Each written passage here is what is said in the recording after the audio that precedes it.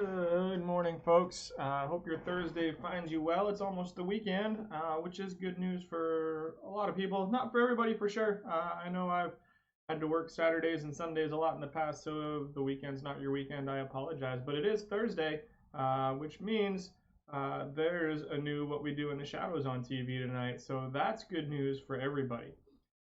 We're starting today as usual. We got your Thursday update on your bronze tourney players. We got 66 or so packs. We'll see how it goes with the decimals in order to try and close out the live collections, which is going to be fun. I think we're going to do it today. We're going to check in on the Unicorns and the Bruins just to start with, as we always do. And as you can see already, the Unicorns are having a pretty good year this year. I didn't expect this out of them at all. Currently 21 games over 500 at 54 and 33 down in the Stone level, which of course is the second lowest level as they got relegated last week from Iron. So hoping to get re-promoted up to Iron. We'll see. They're earning some perfect points down here, so we'll have a couple packs to open with them today.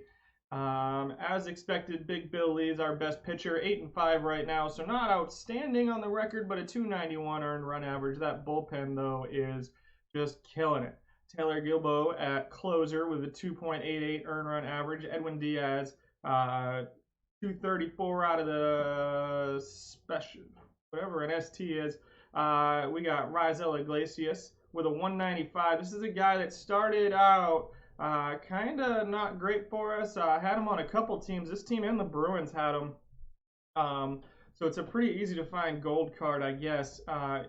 312 earned run average wasn't what we were looking for out of the Iron League, but after that, he's been pretty good for us. So at least at the lower levels, Raisel Iglesias is playing okay with that 118 stuff and 66 control. The middle of the bullpen with Andrew Kittredge, Sergio Romo, Adrian Hauser's pitching okay. Kuno and Floro, not so great. We'll see if we can upgrade them here in just a little bit. On the batting side, we've got Jose Iglesias. We moved him into the leadoff spot, moved Jock Peterson down to number 5, and it looks like it worked for both of them. Iglesias batting 267, but has an on-base percentage of just 293, so not your prototypical leadoff hitter, but we're going to take it so far on the Unicorns because they just don't have anybody that's that much better. Maybe a Brett Gardner. We can probably swap Gardner and Iglesias here in just a minute. We'll go ahead and do that just to see how the rest of the season plays out.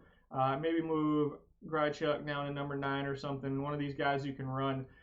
Do have some power showing up in the middle of the lineup with Bryant, Pete Alonso, Jock Peterson. The All-Star break's coming up, so we got a couple guys who may get into the All-Star game. Let's go ahead and adjust the lineup. We'll at least let Brett Gardner lead off against right-handed pitching, and then we'll see how that goes.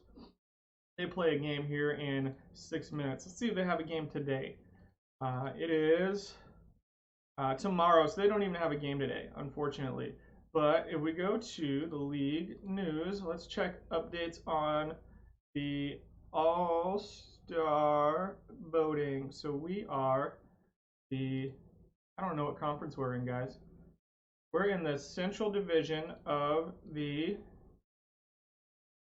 National Conference. So if we go to league news, National Conference All-Star fan voting, looks like Gary Sanchez leading the voting at catcher. So if he wins that, that'll be a good 400 perfect points. Nobody at first base, nobody really at second base. Chris Bryant third at third base, but it looks like Les Bell's probably going to be the guy who gets that, unfortunately. What's up, man? How you doing today? I hope you're having a good Thursday. Good to see you here. I appreciate you coming out again. I like the return viewers because I kind of feel like I get to know you guys. So that's pretty cool. And it means I'm doing something at least mildly entertaining, I hope. Shortstop for the Unicorns, nobody. In left field, Jock Peterson's third in the All-Star voting right now as the final stuff starts coming down. Let's see. Center field, nobody. Right field, nobody. DH, not getting any love there. So at best, we're going to have Gary Sanchez. Chris Bryant's not going to catch up. Maybe he'll be a backup, and then maybe we'll get Jock Peterson in there as a backup. On the pitching side, Big Bill Lee will likely make the team. with 572,000 votes. He's just inside of the top 5 at number 4. Edwin Diaz is leading the relievers. So, could have a few perfect points coming up later in the day once the All-Star voting goes. And so we'll see how that goes. So maybe they'll have some packs to open tomorrow from that. As it is today, the Unicorns have 2 packs to open, and we'll get to those as soon as we look at this. So they're second in the league in runs against, so the pitching staff's really the strength of this team right now, and it's really pretty good. Runs scored, they're 8th, so the offense isn't as great. Really low on-base percentage, but they do have some power this year, which is a change from last year. They didn't have a lot of power on this team last year, but still kind of middle of the pack there. Not a great base running team. As far as power rankings, they are currently 4th in the power rankings in the league. The Anamosa Bombers are number 1, and they look to have a pretty decent team. They got Frankie Frisch leading off. Lots of gold here. So Juan Soto, Kevin McReynolds in the middle of the order, Mookie Wilson, and then they got Rafael Devers batting 7th, so some power out of the 7. They got Mike Trout batting 8th. Not sure how that happens, but I mean, there's worse guys to bat 8th in your lineup, I guess. He's got Scherzer, Syndergaard, so pretty good rotation here. Dolph, Luke, Mark Pryor. That's a good Mark Pryor card. I like that card a lot with a 94 rating. And then Jack Flaherty closing out his rotation. This is a team that's probably going to clean up the rest of Stone League this week. And probably the favorites to win the Stone League championship. But we'll see. Who knows what the Unicorns at here in the 2 packs that they have. But at 59 and 26, the Anamosa Bombers are blowing away the competition right now. They did win the rookie level championship last week, so they're looking for their 2nd one in a row. Was that last week? 2023? No, that's 2 weeks ago. So they're looking for their 2nd in the last 3 weeks, I guess. But that's a good looking team right there. They're going to be a tough team to beat, especially for the Unicorns. Recently, let's see, I haven't gotten any perfect points today, but got us some yesterday. They were at like 2,800, so we got 2 packs to open, and then we're going to go ahead and see if we get anything good to plug into the lineup, and then we'll move on to the Bruins, and then as soon as we finish the Bruins, we'll get into this week's top bronze players. I will let you know that I changed my calculations for my tournament value just a little bit, as we talked about on either last Friday or Monday, as we get nothing terribly good out of this pack. Brian Goodwin's a good card for bronze tournaments. That's a good bronze card. I did adjust my hitting calculations just a little bit. We get Aaron Nola, so we get a starting pitcher out of these packs. Maybe improve the team just a little bit. And so I was way overvaluing power, and I think it was undervaluing speed or steals. In fact, I know I was undervaluing steals when I went back and looked at whatever I had done a month and a half ago. And so let's plug Aaron Nola into the rotation. We'll pull Adrian Hauser out. We got 1 minute to do this. I think we can get it done. We actually got like 18 seconds. Nola's going to take over as, we'll just leave him in long relief for now, and then we'll adjust it later. So I was way undervaluing steals, and I was way overvaluing power, like way overvaluing power. So I made some changes, and so you're going to see some, the lists are going to be a little bit different today. So we'll see. I'm not going to spoil anything yet, but there definitely is some changes. I think that for the bronze, it affected it a little bit, but for the silver next week, it affected it a lot, just from my first glances at it. So hopefully I'll have a little more accurate kind of stuff. So the Bruins are 44 and 42 right now, just above 500. We're going to wait for this simulation to play out before we start cracking into those packs. But just checking them out, they're 7th in runs against, 4th in runs scored, so kind of the opposite right now of the Unicorns. Pretty good offense here, not so great on the pitching side. They are up in iron right now. They did finish last year and stay in iron. I don't think they got relegated. I need to go to here.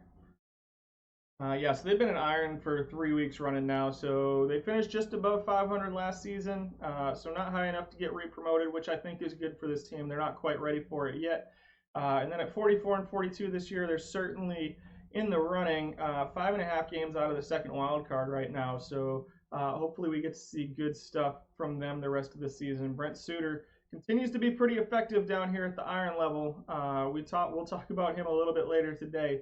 Or actually, we'll talk about him more tomorrow when we do the bronze pitchers. Walker Buehler's been kind of okay. The back half of the rotation could use a little work. Randy Wolf was our most effective pitcher last year with 17 wins and then 11 last year. Not getting it done this year, though, with a 6.01 earned run average. Lineup hasn't changed a lot from last season. Pretty top heavy lineup. See, they did not play a game yesterday, so they won their last game 2-1. Let's see. So the lineup's got Vlad Guerrero Jr. leading off with a 361 on base percentage there. Earl Batty batting second. Jordan Alvarez, Tyler O'Neill providing some power in the middle. Gavin Lux, who's kind of okay. Again, the team just hasn't gotten anything really great to speak of yet. When you're running Gabe Kapler out there batting sixth 5 weeks into it, you know the team's struggling to generate any kind of luck when they're opening their packs. So we'll go ahead and get right into their 5 packs, and then we're going to move on to, we'll log into the decimals. I do have some tournaments started up. We're going to check in on them. I don't know if they're playing yet. I've been actually getting into the the bigger tournaments, like the daily live tournaments and the double round robin stuff. So I got to tell you, I'm really enjoying the double round robin stuff. So up the last 5 weeks, just been me throwing teams into the bronze and silver and iron tournaments, the 32 team tournaments. And so it was just like the same team over and over. So playing around with the double round robin tournaments has been a lot of fun. 2 silvers here. So we're off to a decent start. We got a gold already. We got a 2 double silver pack. We don't want to get anything awesome here the next 3 packs. We want to save some of the luck for the decimals because they're the team we want having good stuff. Kyle Hendricks. So maybe some starting pitching, maybe some bullpen help. 2 in a row with 2 silvers. Juan Uribe, we'll talk about him a little bit later on. And Earl Wilson, I think we talk about tomorrow. So some bronze cards there that are useful.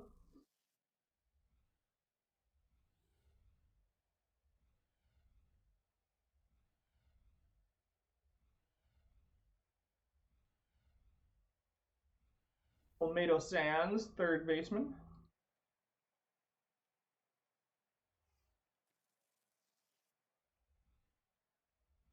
Going through my coffee really fast.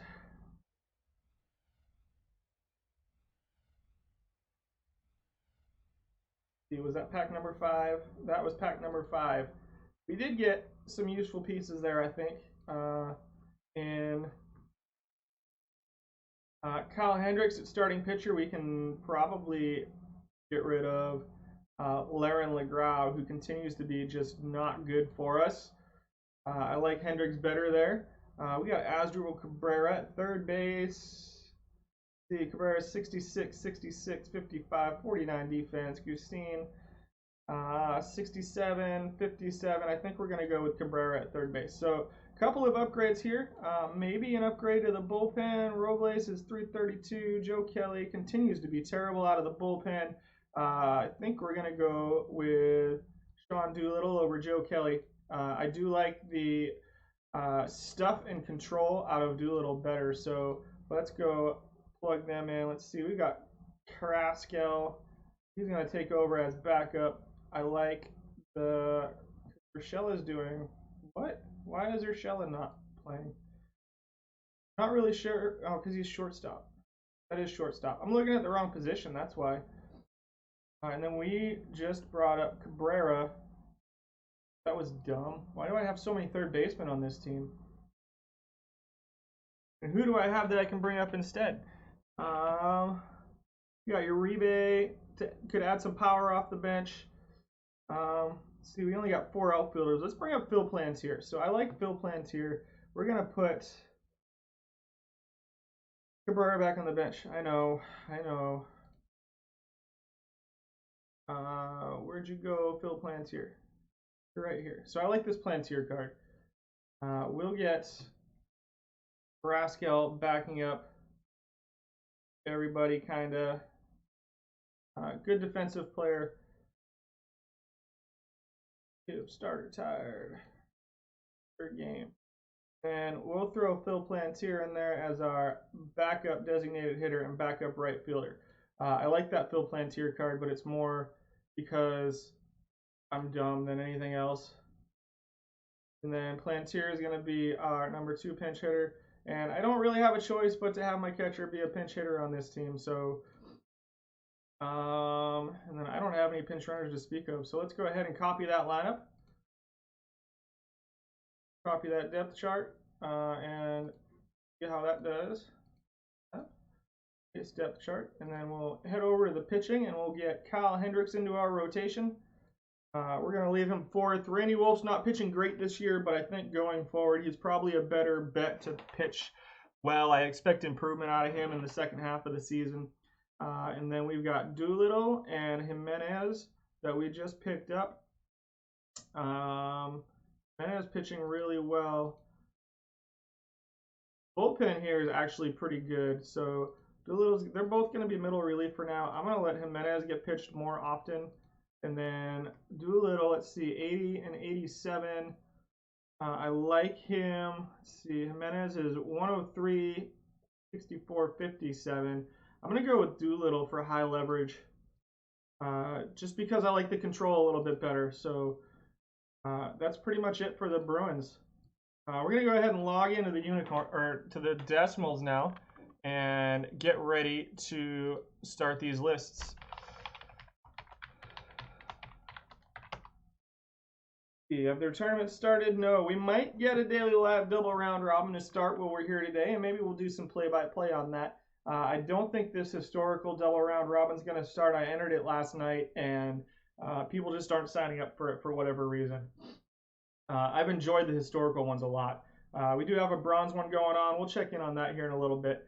For now, let's go ahead and get started on our best bronze tournament position players for this week. Like I said, I changed the calculations just a little bit. I brought my power calculation down a lot.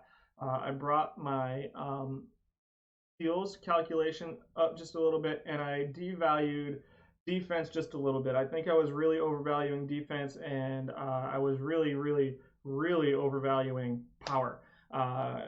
Well, not power necessarily, but home runs specifically. I still think I'm probably overvaluing power just a little bit, but I think that it deserves it because it's a true outcome. It guarantees you runs. It guarantees you at least one.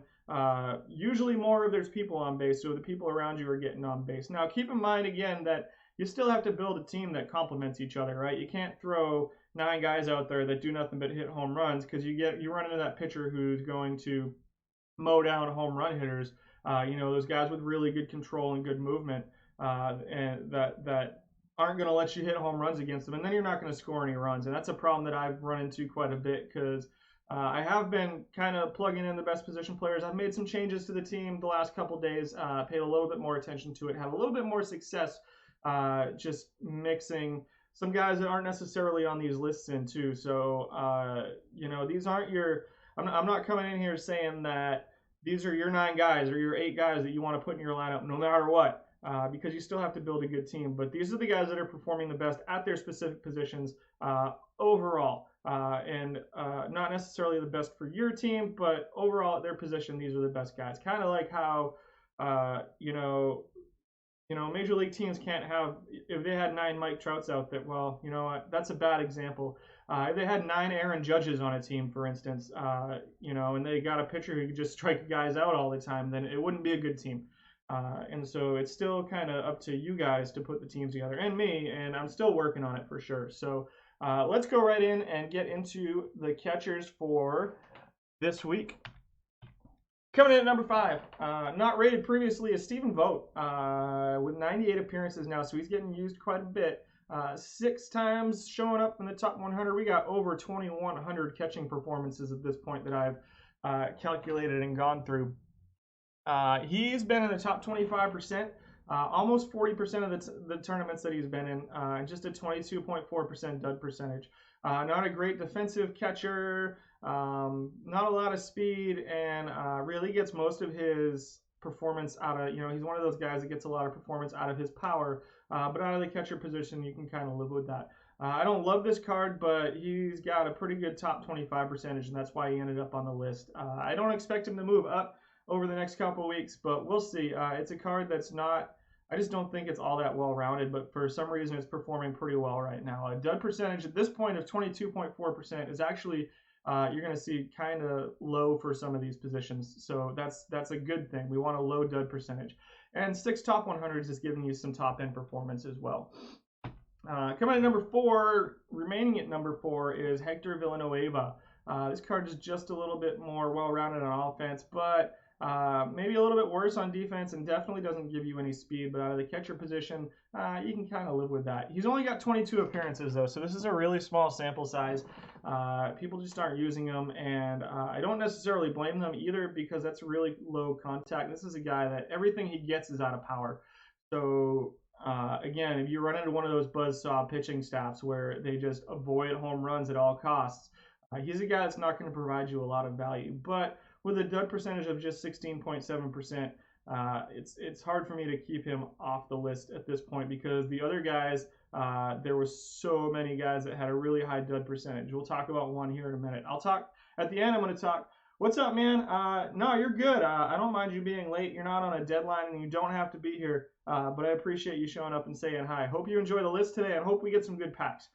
Coming in at number 3 at catcher, much more well-rounded here. Still not great defense and kind of a base clogger.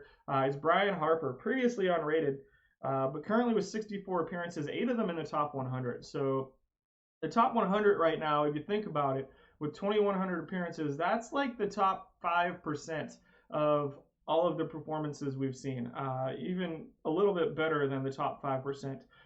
So if you have 8 performances in the top 5% out of your 64 appearances, that's a pretty good ratio to me. So he's getting some really good top-end performance. I do like this card a lot. It's good contact, good gap power. He's going to swing at some pitches, not great discipline, so he's going to swing at some bad pitches, but he's not going to strike out. This card reminds me of like a Vlad, like, the 90s Vlad Guerrero, where he'd swing at everything and just put it in place somewhere. With 37.5% of his performances in the top 25% and just a 10.9 dud percentage. This guy's been pretty awesome overall. Again, not a ton of appearances for him. It's a little bit of a small sample size, but I really like what I'm seeing out of him right now so far. Coming in at number 2, dropping from number 1, is AJ Pierzynski. Getting used all over the place, 32.2% top 25 percentage. Not a lot of top end here, though. Just 4 in the top 100. Another no speed out of your catcher. A little bit better defensively than Harper and the rest of the guys on the list so far. 32.2% top 25 percentage and just a 13.2% dud percentage. So the 2 new guys on the list are pretty good, but small sample sizes. And then Pierzynski dropped from number 1 to number 2. Similar to that Brian Harper card, maybe even a little bit worse ratings-wise. I think that with more appearances, Harper's probably above Pierzynski. I really do like that Brian Harper card a lot. And it's a card that I'm probably going to think about running. Right now I've got Pierzynski and the guy who we're going to talk about in just a second in my lineup, but I think that Harper might be the way to go going forward, but for now he's sitting at number 3. And coming in at number 1 with 282 appearances, so you guys agree with me that this guy is one of the best catchers out there. 2 top 20s, 7 top 50s, and just a ridiculous 15 top 100 performances. 35% almost in the top 25% and just an 8.9% dud percentage. It is not Roddy Reed. It is BJ Surhoff, 1987 rookie sensation. Previously number 2, moved up to number 1. Good contact.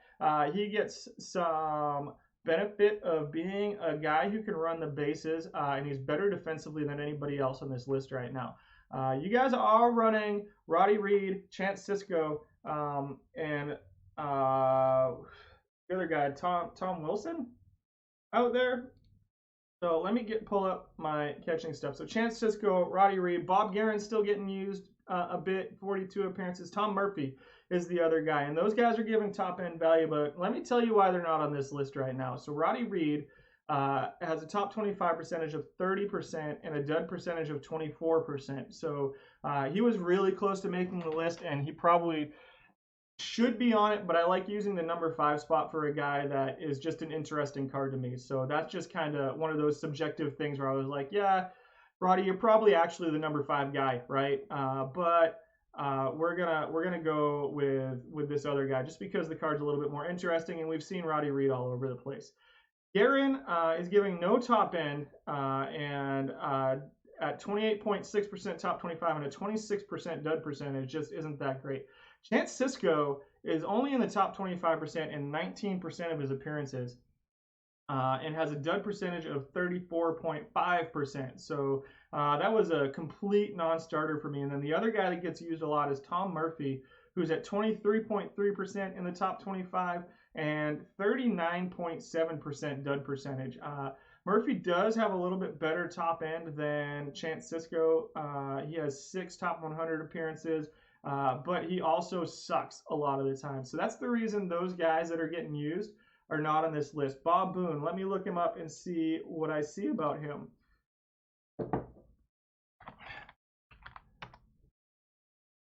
So Bob Boone, for whatever reason, I'm seeing he has an 8.8% top 25 percentage. He is getting used a lot, but a 31.3% dud percentage. So I'd have to look at the card. I haven't looked at that specific card because he doesn't have any appearances near the top for me. And so I'm seeing, he's got some home runs. What is he? He's RBIs. He's just not performing well. I'd have to look at that card to see what I actually think about it. And we'll see. Let me write it down real quick. So I can look it up and see what I think about that card at the end. There, I made a note. Remind me. He is a defensive guy, so I was overvaluing catcher defense before, but it's not necessarily everything. So I'll have to look at him, and we'll take a look at him after we finish the list before we start getting into packs. So remind me if I don't get to it though, because I have flighty thoughts and I may forget. But BJ Starhoff right now, your number 1 catcher. So again, well-rounded card, good contact, not a ton of home run power, but he's going to get on base for you. Good speed, so you can use him at number 2 if you want to. I use him as my number 2 hitter, I think, and then pretty good defensively. I don't think that the catchers defensively get as high a rating as, like, say, the shortstop. So we'll get to the middle infield, and you see they get boosts from their defense for sure. But I don't think that, like, the stats that I use for defense in my calculations necessarily translate to the small sample size that you get from catchers here. So I don't think it's giving them a big boost the way it does the middle infielders and the outfielders and stuff. So that's probably why I'm not seeing Boone a lot. But again, we'll look at the card and take a look at it at the end. But that's your number 1 catcher for this week. Thank you for the feedback. Moving on to first baseman.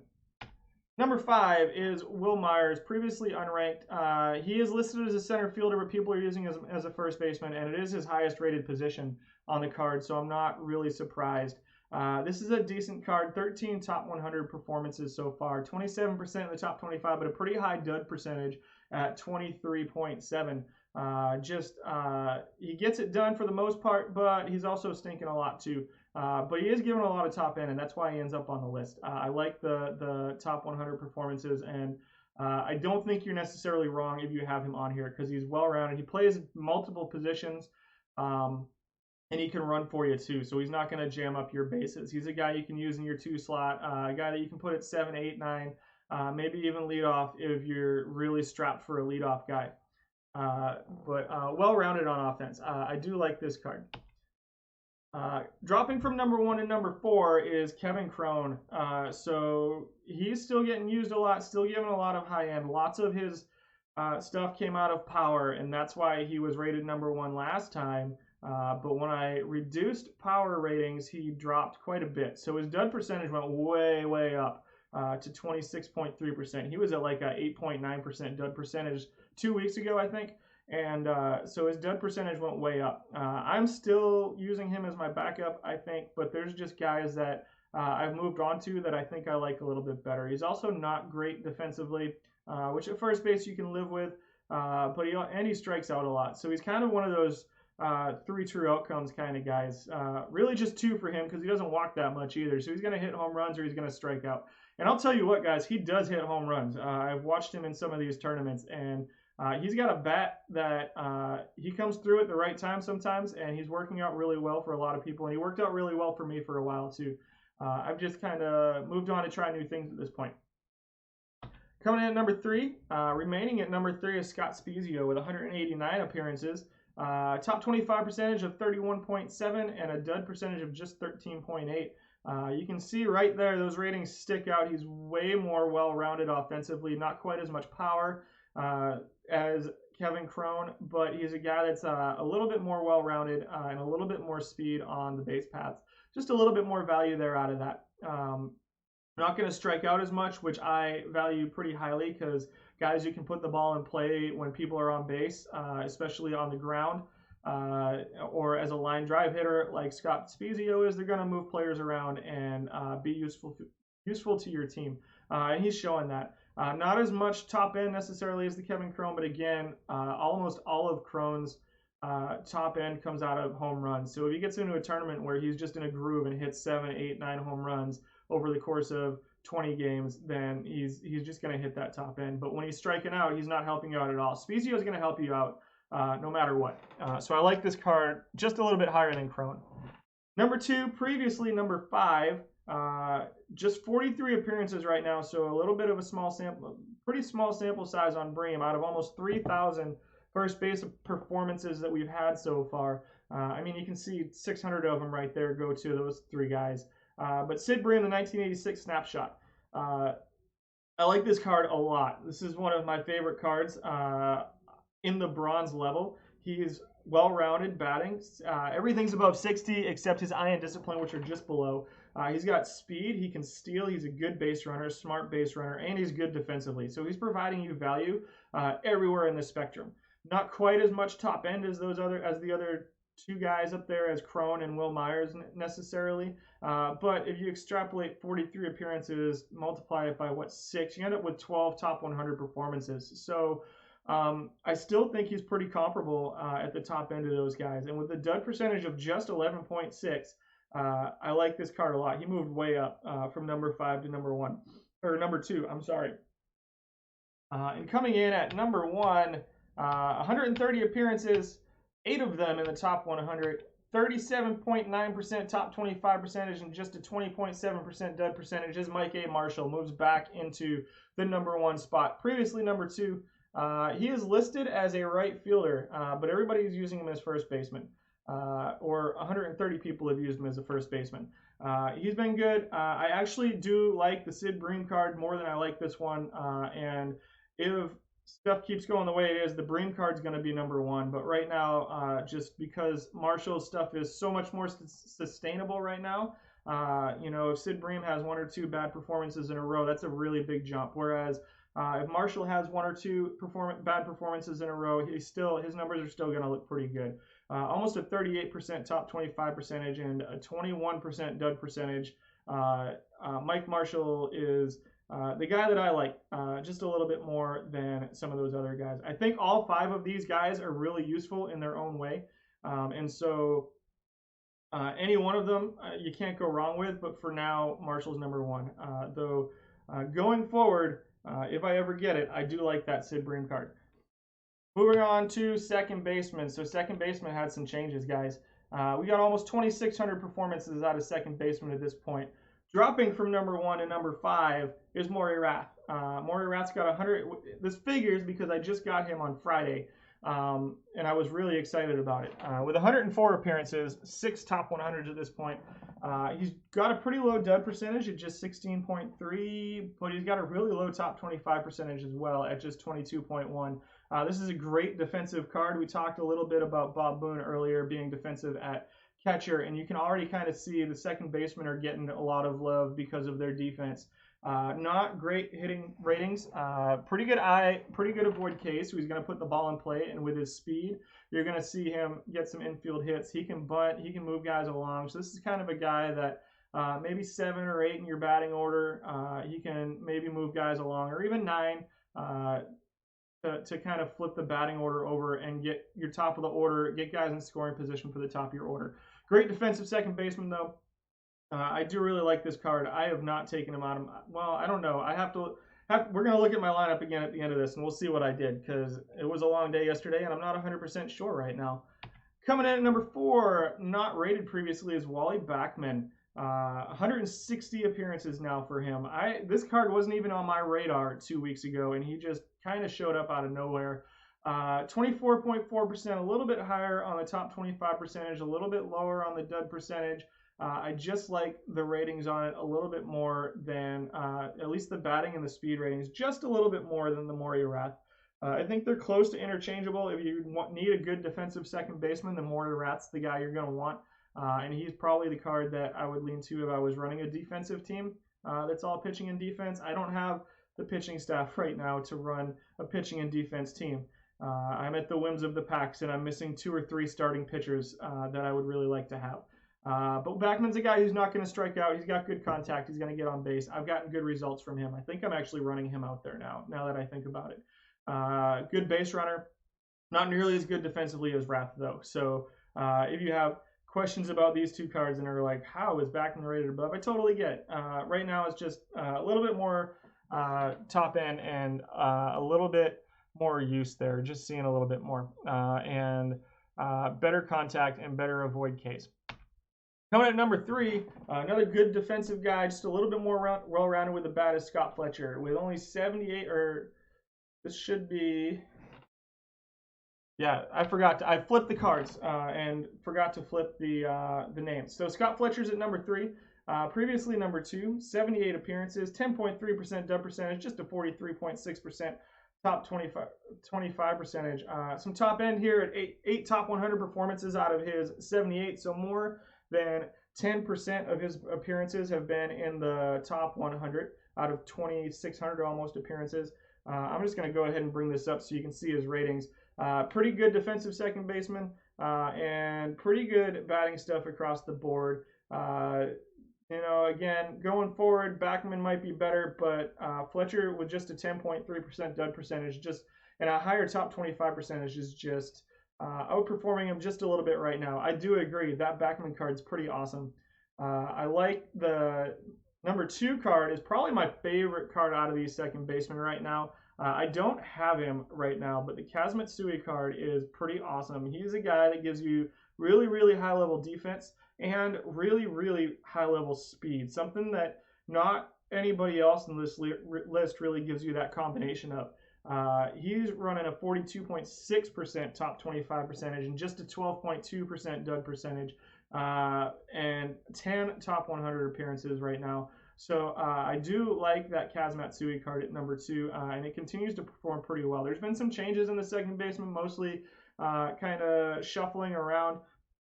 But all of them, even after I changed my calculations, kind of the top 5, other than Backman, was pretty similar. Moving up to number 1, small sample size here. I just like his top 25 percentage so much and his dud percentage so much that this guy with coming in at number 1 is Johnny Evers.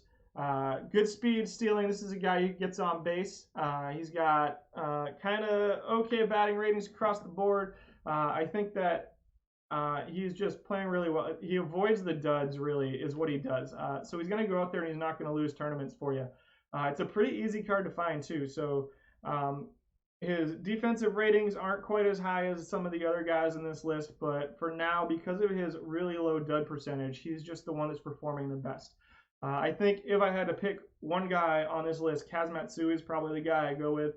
And I actually just took Evers out of my lineup to put Backman in. So I'm kind of, the list was made yesterday morning. And so Evers wasn't performing great for me, but he's performing great for everybody else. So I'm not sure where that's coming from. I think that the Kaz Matsui card or the Backman or the Fletcher could all potentially outperform this card, but right now he's just the guy that's smooth and steady and performing well every tournament and not giving any bad appearances.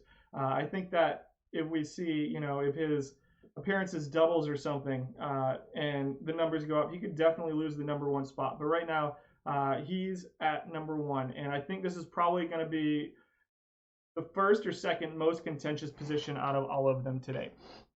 Moving on to third base. Coming in number 5, previously unrated is George Moriarty.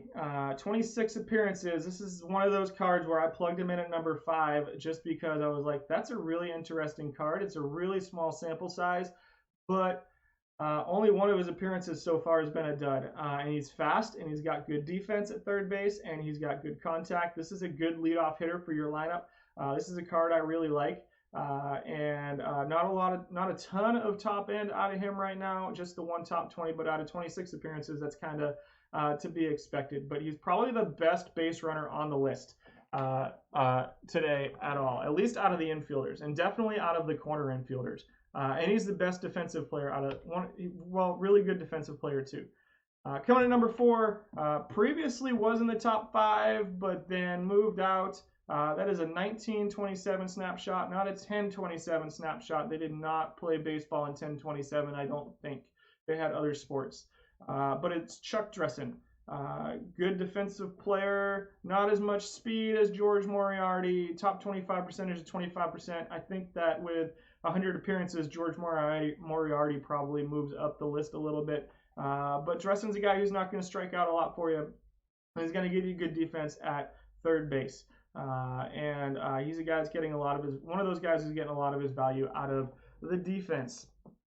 Some gap power, good eye. He's going to hit the balls that are in the zone, and he's going to avoid strikeouts. So he's going to move players along for you. Maybe not a leadoff hitter.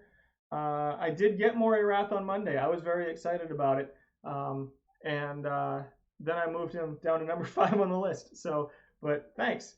Coming in number 3, Tony Batista. This is a guy that, for whatever reason, has a lot of top end. So 4 top 100s, 40.9% in the top 25%. And that's what's putting him above these other guys. But again, he's a guy that is getting most of that out of his home runs. So if you need a power bat out of your third baseman, Tony Batista is the guy to go. If you need speed, maybe not. If you need on-base percentage, probably not.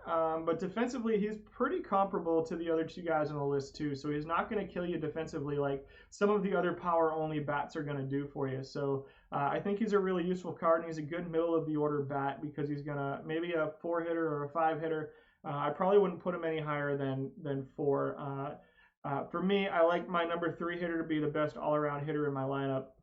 And so I'll have Batista behind whoever is at number 3, or even put him at number 5. But Batista continues to perform pretty well and to not have a ton of duds either. Number 2, showing up out of nowhere, and Michael Young. So a completely different card than Tony Batista. We're going to go a completely different direction here. This is a guy who gets all of his value out of his contact. So this is a guy who's on base all the time. Not particularly fast, so maybe a number 2 hitter for you. Maybe a leadoff hitter if you're not looking for a speed kind of team. But he's going to get on base and he's not going to strike out. I think it's a really useful card, and with just an 11.6% dud percentage right now, 4 times in the top 100 and just 70 appearances, he's a pretty good bet. Coming in at number 1 with 180 appearances, so this is one that I think people agree with me a little bit more on. Just a 17.2% dud percentage and a 36% almost top 25 percentage is Ryan Roberts. And I'm going to get crushed for this one because who's not on the list again this week, guys? You know who's not on the list again this week. It's Frankie Gustin. And people were asking me about him 2 weeks ago. And he didn't make it on the list this week either. So the thing about Gustin is he's a good card. I do like that card. He's well-rounded. 10 top 100 performances out of 277. Everybody's using him. But he has more duds than he does top 25 percentage, which when you think about it makes sense because he's getting used all the time, and you guys can absolutely continue to use him. I don't think it's a bad card. I think that I look at I look at dud percentage versus top 25 percentage more than I do the overall stats. I just don't have time to go through every card, one stat at a time. And so this is the one that we just disagree on, I think, as far as just about everything. So I know that last time somebody was in here, they said Gustine's better versus left, or actually it was during one of Cavicom's feeds that somebody was like, Gustine's the best one out there. A lot of people agree with him. So I like Ryan Roberts though. He's worked out really well for me.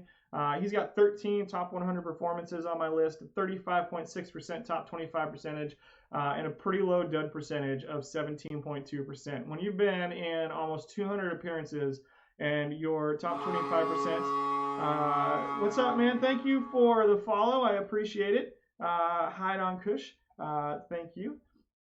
Eddie Kazak, let's look him up and see what's going on with him, because third base is the one that I think I'm probably another follow, 2 in a row. Thanks, Flip Dog, for the follow. I really appreciate it, guys. Let's bring up the list again and look up Kazak and see what we're seeing on him. Eddie Kazak. Let's see. So he's at 136 appearances. He's showing 2 top 100s, so not a lot of top end out of him, but he is at just a 21. So he's at 27% top 25% and just a 21% dud percentage. That is a good looking card and one that I'm going to keep my eye on going forward.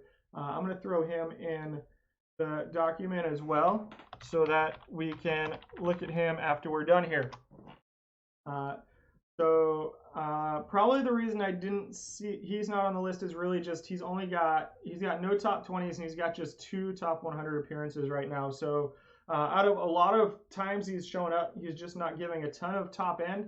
But it does look like it's probably a useful card at 27, almost 28% versus 21%. So we'll take a look at that card afterwards and see what we think. But I'm sticking with Ryan Roberts for now. Shortstops.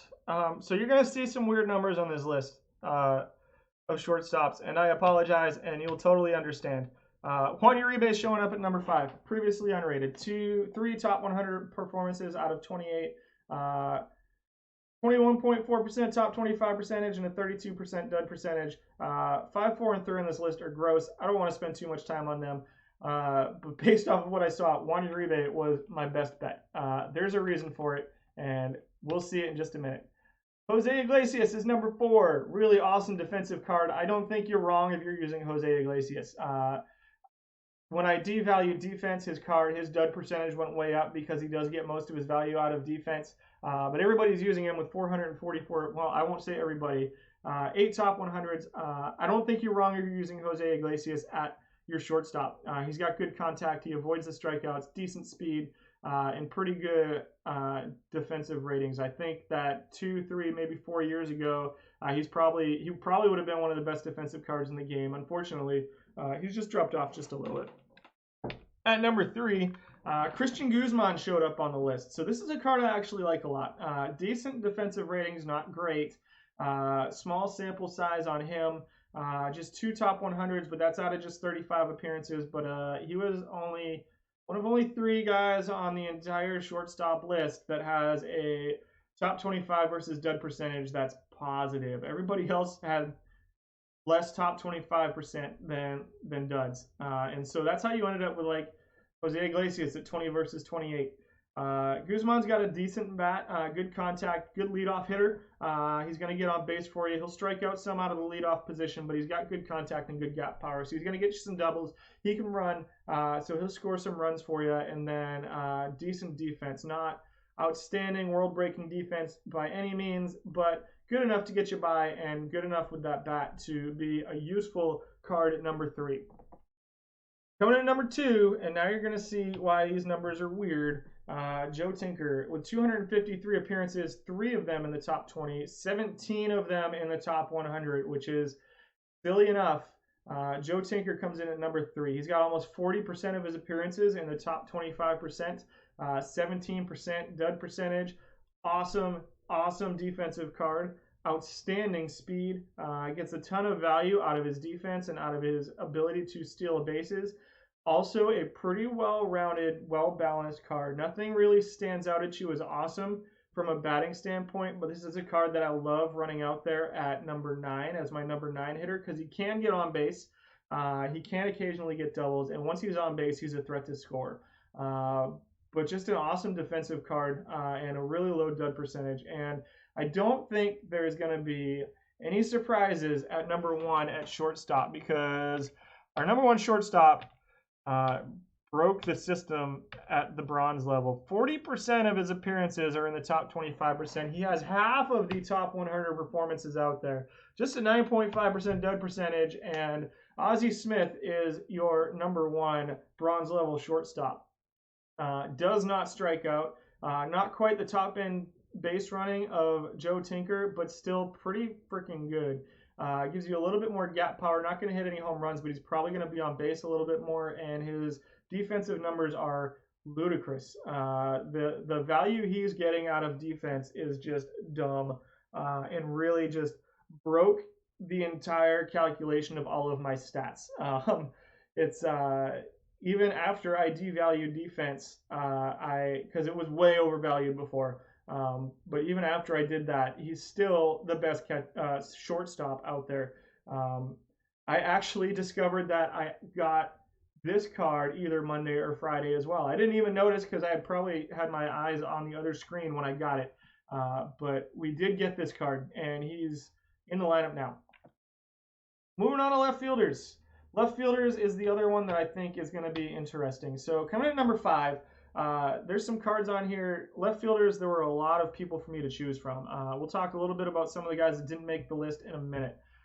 This is one of the positions where I had a really hard time narrowing it down to 5. So coming at number 5, again, one of these cards that is mostly because I think it's a really interesting looking card is Adam Komorowski. Just 2 top 100 performances, so not a ton of high level, but 34% almost in the top 25%, just a 23% dud percentage. So pretty well-rounded bat, good gap power, good home run power, not going to strike out a lot. So the combination of home run power and not striking out, I think is really useful because, you look at a guy like Uribe who's got a lot of power but strikes out a lot. This is a guy who's going to put the ball in play and hit home runs as opposed to, so he's going to have more of a chance of hitting a home run than a good at bat. Good speed too, not great defensively, which I can live with out of left field. I know that I talk a lot about defense and how much I value defense. Center field, shortstop, and second base are my prime defensive positions, as I think they are for almost anybody who spends a lot of time with baseball. So I don't think I'm breaking new ground there, but I can live with defensive ratings like that out of my left fielder. Coming in at number 4 and staying at number 4 is 2000 rookie sensation Mark Quinn. 73 appearances for him, 4 top 100s, top 25 percentage of 30.1, and a dud percentage of 26%. So this is a card that I think going forward, I think I actually like the Komorowski card a little bit more, just because he gives you a little bit more well-rounded bat and a little bit more speed. But Quinn was already here, so Quinn stayed here. And some of the other guys fell off the list around him, but he continues to perform pretty well. And so it's just kind of a consistency thing for me at this point. Also, just a little bit better defensively out there in left field. Coming in at number 3, showing up on the list for the first time is Brett Gardner. A little bit smaller sample size out of him, but a lot of top end. So 5 top 100s out of his 49 appearances. Almost a 30% top 25 percentage and a lower dud percentage at 20.4%. So he's avoiding the bad tournaments right now. Again, the batting ratings are pretty similar to Komorowski, maybe a little bit less home run power, but the speed's a little bit better and the defense is a little bit better, which pushes him just a little bit higher than these guys. I tried really hard to convince myself not to put Brett Gardner on the list because I fucking hate the Yankees, but he made it on the list just because his ratio of top 25 to duds is just better than some of the other guys that just missed the cut. Coming in at number 2, dropping from number 1 is Dominic Brown. And here's one of those guys that got all of his stuff out of power, and that's what knocked him out of the top spot. So his dud percentage was at like 6%, which put him at number 1 last week. Almost a 40% top 25 percentage. Just 4 top 100 performances now, though. And so even though his top 25% and his dud percentage, he's got a really like a 25% gap there. He's a one-trick pony. He's a guy who's going to hit you home runs, or he's probably going to get out. And so he's not not not necessarily going to be at number one. So coming at number one, 332 appearances for this guy, 3 top 20s, 9 top 50s, 15 top 100 performances, a top 25% of 30.7%, and a dud percentage of 19.9%. Eddie Rosario, he was on the list previously, fell off of it last time, and moved up to number one this time. This is a card that is interesting to me. Pretty well rounded. He's going to swing at weird pitches, but with that eye and discipline. But he's got good power. He avoids the strikeouts. He does not strike out. Some speed, some stealing and base running ability, though he's not very fast and not great defensively. Getting used a lot. I think it seems like he's people's favorite card, so that kind of led me towards putting him at number one. 15 top 100 performances is pretty good at this point. Easily the most top 100 performances, also easily the most appearances. So that, has something to do with that. But right now, I think that you could do worse than any 5 of these cards, and I think that at this position specifically, all of these guys were kind of interchangeable. And the other guys that I looked at were. Let's see, Mike Yastrzemski was there as a left fielder, but is just below ratio at 23 top 25 and a dud percentage of 25. Harvey Kuhn's up there. Al Smith is somebody getting used a lot. Warren Cromartie was showing a 25% top 25 percentage and a 19% dud percentage. He would have been number 5, but I really, that Adam Komorowski card was just too interesting to me and entertaining. Raimel Tapia is up there. Roger Cedeno is a guy we're going to talk about a little later. He would be on the list, except he shows up on the list somewhere else. So if your number one left fielder is Roger Cedeno, know that he's not just your number one player at a position. But those are just a ton of guys at left field, and Rosario is the guy getting used a lot, and so it works out. Kuhn's pretty good, and then, but these are just the guys that made the list. I think left field turned into one where I was like, these cards are interesting more than anything else. So, but I put Rosario number one, and so I got to stick with it at this point, right? And I got to play him in my lineup. So, moving on to center field. Coming at number 5. Dropping from number 3 is Jay Payton. I love these center field cards, guys. This is probably my favorite list out of all of them. 61 appearances for Jay Payton, 8 in the top 100. That's like 14% of his appearances are in the top 100 out of almost 2,600 performances in center field. Jay Payton with a 34.4% top 25 percentage is the only thing keeping him from being higher right now. His 24.6% dud percentage. Good defensive center fielder, not great. You're going to see some better ones on this list, but he's got contact. He's got some power. He's not going to strike out. He's going to swing at some bad pitches, but he's going to put them in play. This is a card that's working out pretty well for a lot of people right now, and I like it a lot. Coming in at number 4, dropping from number 3, is Gabe Kapler. I don't know how Payton was at number 4 before, not Kapler. Kapler was 70 appearances right now, 5 top 100s, 30% top 25, 21.4% dud percentage. He's just slightly better offensively, I think, than Jay Payton. Even though he's going to strike out a little bit more, he's just a little bit more well-rounded with a little bit better base running ability for you, which puts him up above Jay Payton. Defense is comparable, a little bit better range, a little bit worse arm. You're not going to want to play, you're not going to want to play him in a big right field or something like that. Definitely center field or left field for Kapler. Center field's his best rated position. And he's just above based on the lower dud percentage than Jay Payton. Coming at number 3, dropping from number 1, Dom Demeter. 71 appearances right now, 7 top 100s out of those. Just an 18.3 dud percentage. He's got a little bit more power than those other 3 guys, but also he's going to strike out just a little bit more. And the combination of strikeout and discipline, of avoid Ks and discipline, that are both pretty low, he's a guy that gets most of his value out of home runs, and he hits a lot of them. It's a good card. I like it. I ran it for a long time. I might still be running it.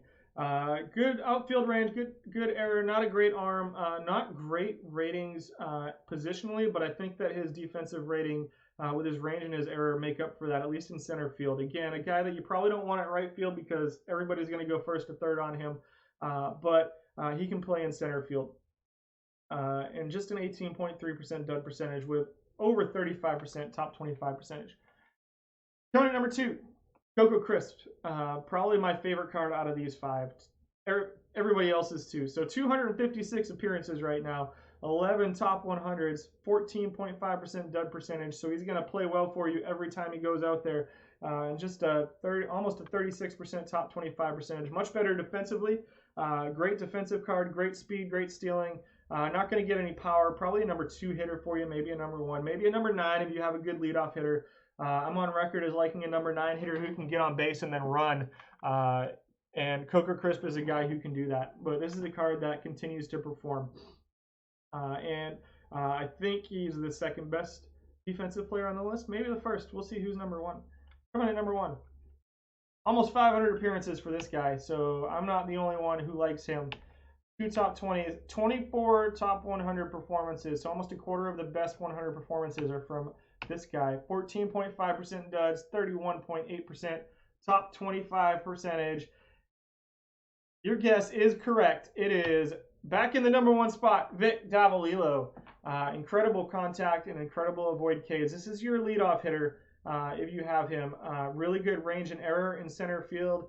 I actually like Coco Crisp a little bit better than this card. I think the Coco card's just a little bit more well-rounded, but Vic Davalillo is probably a better leadoff hitter than Coco. Good speed and good stealing, so once he gets on base, you're going to be able to bring him in. He's always in scoring position. Again, not a lot of home run power, but good defensively, though his arm is not great. But again, just a 14.5% dud percentage, 31.8% top 25 percentage. I could have easily put Coco Crisp at number 1, but again, I felt like that would have just come down to me trying to prove that I'm smarter than everybody else, and I'm certainly not, and I think that Davalillo is the guy to lean towards right now. I'm going to be honest, I don't have him in my lineup. I thought I had him as a card previously, and I think I may have accidentally sold him at some point. And so I can't find him on my roster anywhere anymore, so I need a new one. He's a guy that we're hoping for, and we'll see how that goes. But I don't think I'm wrong there necessarily. Right fielders. This was another fun position for me. So Brian Goodwin came in at number 5. This is a card with 117 appearances, 8 top 100s, lots of top end value here. Does have a really high dud percentage, but his high end value is keeping him on the list for now. He was previously number 4. He dropped 1 to number 5.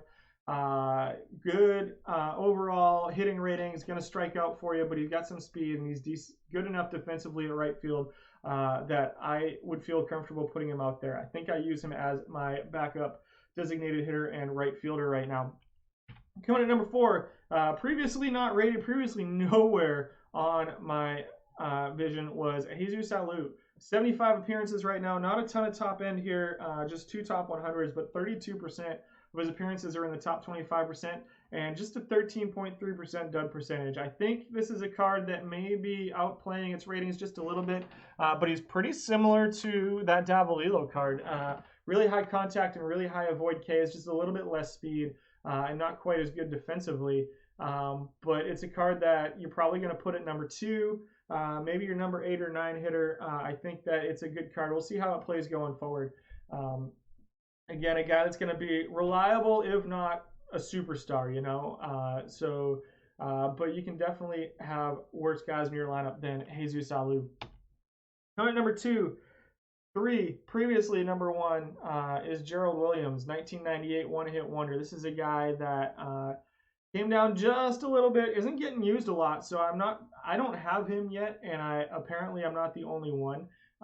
He's got a lot of top 100 performances out there, 45.7% top 25 percentage, but his dud percentage came way up, which was concerning to me. Even though he's got the highest top 25 percentage on this list, his dud percentage came up from like an 11 to a 22. And so he is well-rounded, pretty decent defensively, not great, similar to the Jesus Alu in right field defensively. A little bit more speed there, though, and just a little bit more well-rounded at the bat, though he's going to strike out for you. But he is going to give you some home runs. I think this is a 5 or 6 hitter in your lineup, probably. Maybe a 2-hitter, probably not a leadoff, but maybe a 2-hitter, probably not a number 3. But he's a guy that's been pretty useful for the people who have used him, even though he's not showing up all that often. Coming in at number 2, 1985 snapshot, Andy Van Slyke.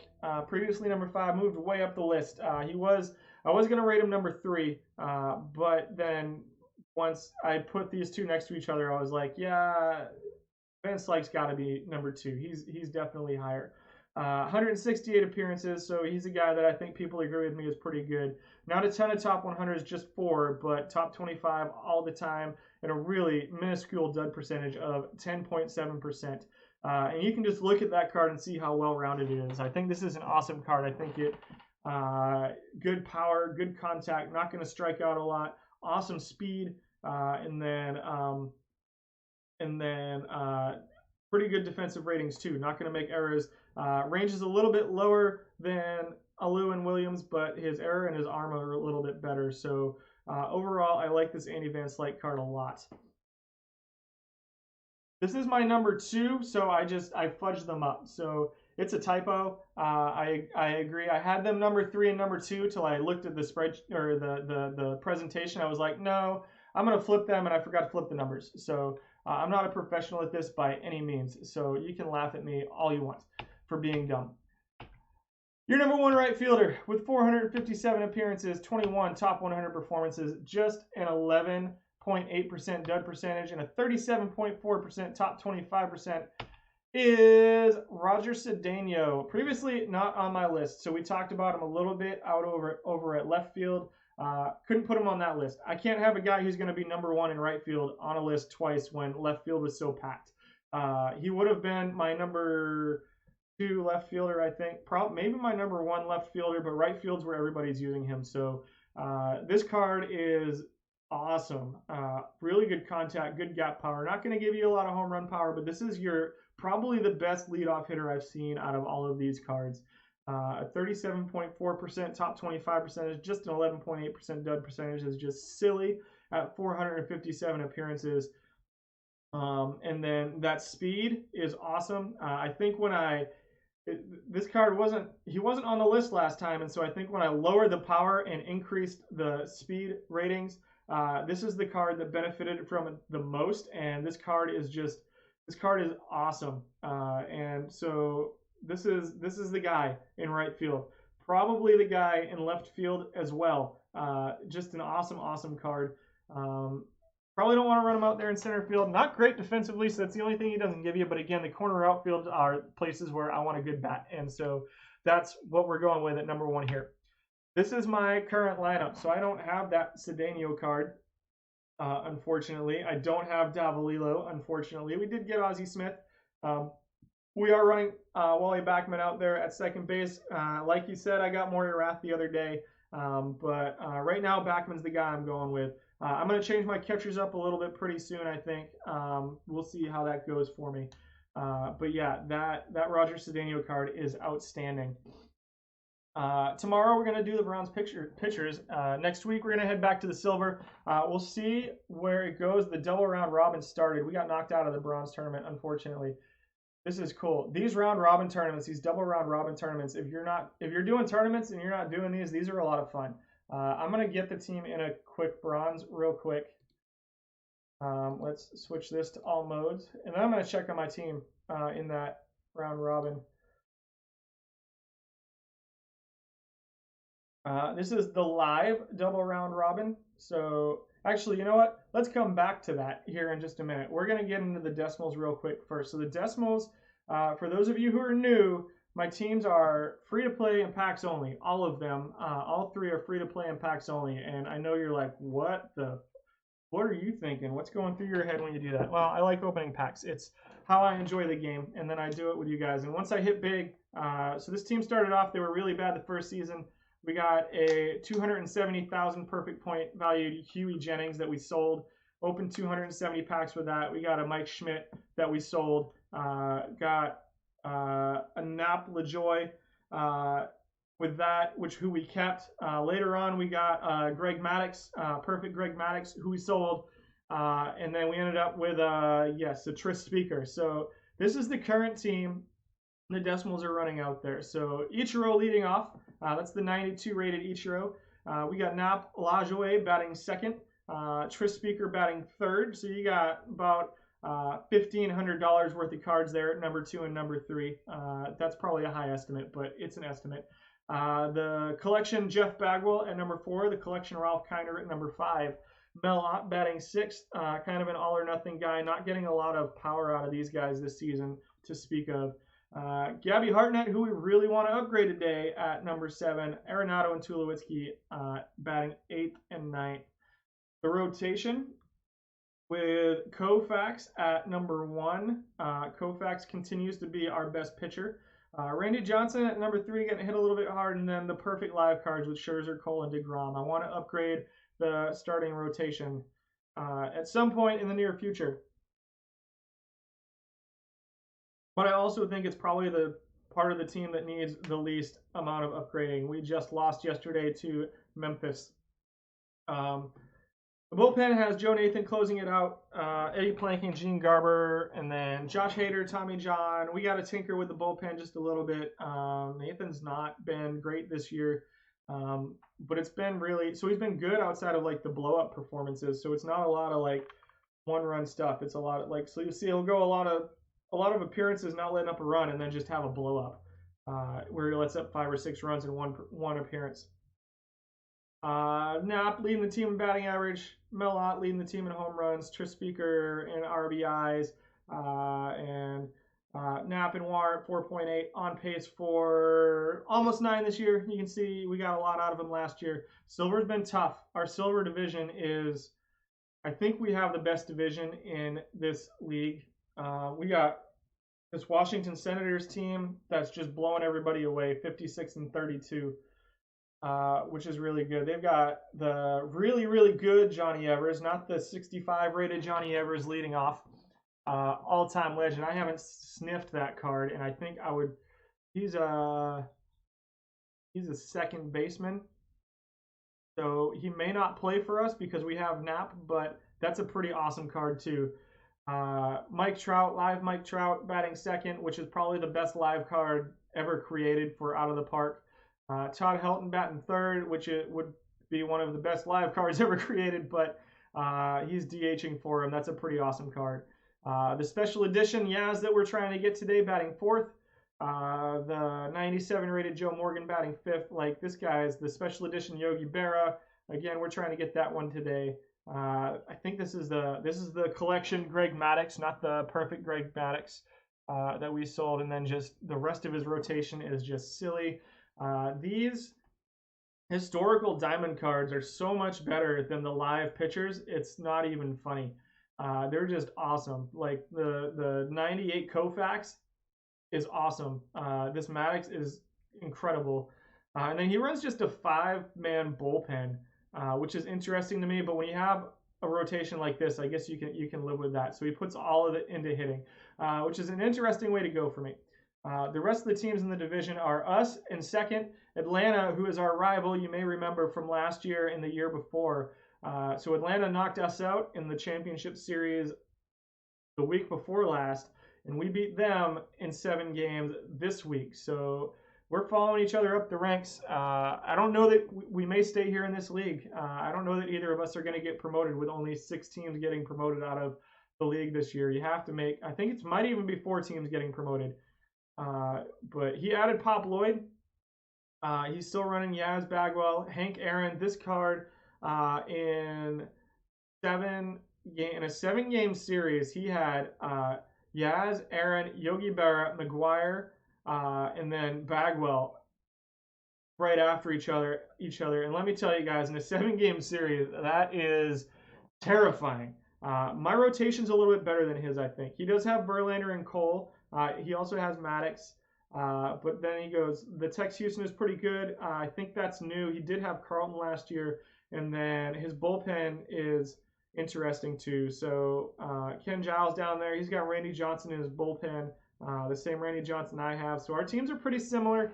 I think his team has a little bit more top end. My team might be just a little bit more well-rounded. But right now, we're battling it out for second place and for the wild card. If we can add the cards we want today, then I think our team moves back up maybe into the top of the wild card. I don't think we're going to catch the Senators. The Memphis Royals, you probably don't remember, but the first week after we got Huey Jennings, after the Decimals became a decent team, they got knocked out in the division series by the Memphis Royals. So they were our number 3 team on our revenge tour. We did not get to play them because they were in the other conference last year. And then we have the Wall Street Window guys again. So these 3 teams, us, Atlanta, Memphis, and the Wall Street Windows guys have been in the same league for 4 straight weeks. We got knocked out in the championship series 3 weeks ago by Wall Street Window. We knocked them out in the division series this past season. And then, of course, we beat Atlanta. And then Memphis got knocked out in their championship series. So we didn't get to beat them in the World Series last year as much as we wanted to. I think the team that we played in the World Series last year is here somewhere. It was not San Angelo. I don't remember who we played. We crushed them in the World Series. Let's bring it up so we can see if they're in here with us. So achievements and trophies. We'll bring up last season's team. We played against...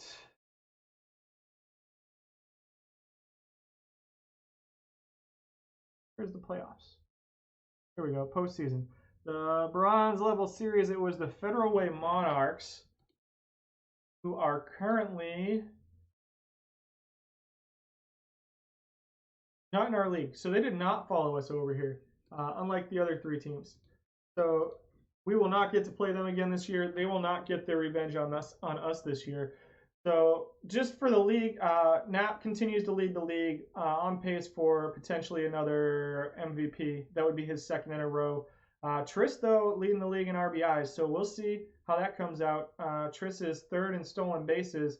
Eddie Collins leading the league in stolen bases.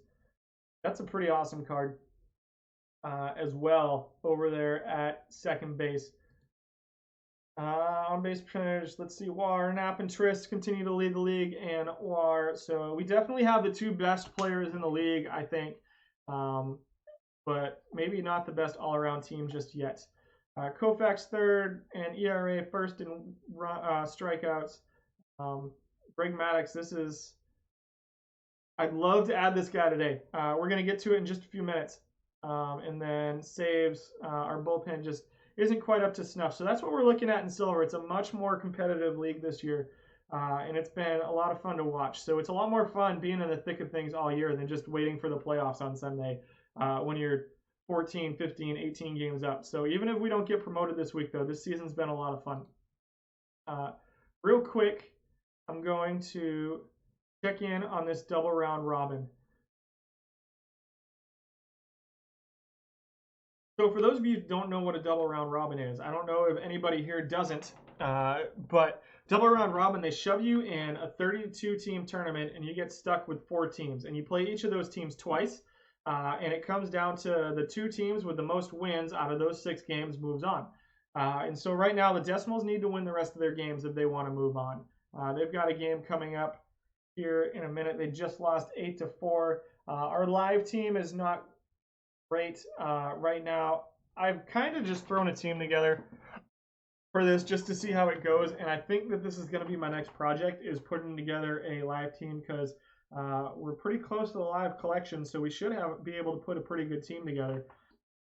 So the thing I like about the round robin is that everybody's playing 6 games in the first round, right? So you're not gonna, it's not gonna be like you play a 7-game series and then go up against a team that swept their team and now their team's just like their whole pitching staff's rested, their whole team's rested. It's a little bit better at kind of evening out the value and evening out the fatigue that you run into so much in the regular tournament. So I've been enjoying these round robin tournaments a lot, even if the team's not performing great. Like even though we've got the 3 perfect pitchers, if we added Verlander a 4th, it's my pitching staff's just not very good.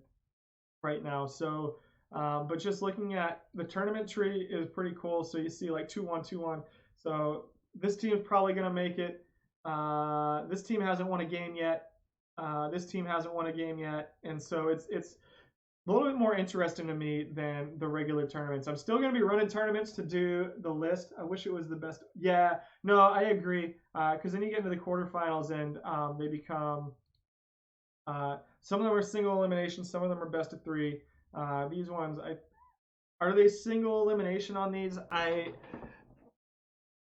can't remember, but they're just the first couple rounds are fun. So we'll see how this goes. I think I'm gonna go ahead and go to the home screen and hide the scores, and we're gonna watch a game just for the highlights. We're gonna let this sim run and watch a game. So so the first round, is it just the first round that's round robin, and then the rest are single? Because I sit here, I'm like, oh, they're a lot of fun. But so I think it's cool to see all 4 of these up here, right? So you can see 2-1, 2-1. So if we lose this game, we're gonna be out. There's no chance of us coming back after 3 losses in our first 4 games. But I think they're pretty cool. And then it's kind of a crapshoot after that. But the rewards are pretty cool too. So the rewards are 2 gold packs for this one, 2 regular packs for 3rd and 4th place. So I try to avoid the 16 team tournaments because only 1st and 2nd place get awards. So I like the 32 team tournaments, even though they take a little bit longer to run through. The tournaments do take a while to sim, unfortunately. Our bronze tournament just started up. I've been enjoying the historical ones are even more fun. I really wish this had been the one that started because my live team, like I said, just got thrown together. So for the people who are new, like I said earlier, I am free to play in packs only. So I am currently 1 card away from finishing the live collection on the American League and 1 card away from finishing the live collection on the National League. We'll go over who we need to find today in these packs. We've got 66 packs today to try to get that done. Maybe more if we quick sell some stuff. We have this sim should finish here in just a minute. And so once we do that, I'm going to start focusing a little bit more on the tournaments. Right now, the draw is the lists and then trying to finish this out. Once we do that, it's still round 3, the highlights for round 3. I'm going to wait till we get the simulation complete, and then we'll watch highlights from a game. And so that's what we're looking at today. How come I have 4 leagues and tournaments? I can only have 3. Let's see. It should be just 3. The reason is I got eliminated from this one. So I'm already out of this one. You can see it's not green anymore, so my team's out of that one. So I was able to get in another one, but the tournament's still going on, so the rest of the teams are still playing. So I'm not actually in this tournament. This was one that we played in this morning. But I am only in 3 tournaments. All right, let's see. Let's go ahead and start this one up and see if it's round 3. We'll check right from the beginning and see if it's the 3rd game or the 4th game. If it's the 4th game, we'll watch it. If it's the 3rd game, we'll come back. Oh, we have crowd noises.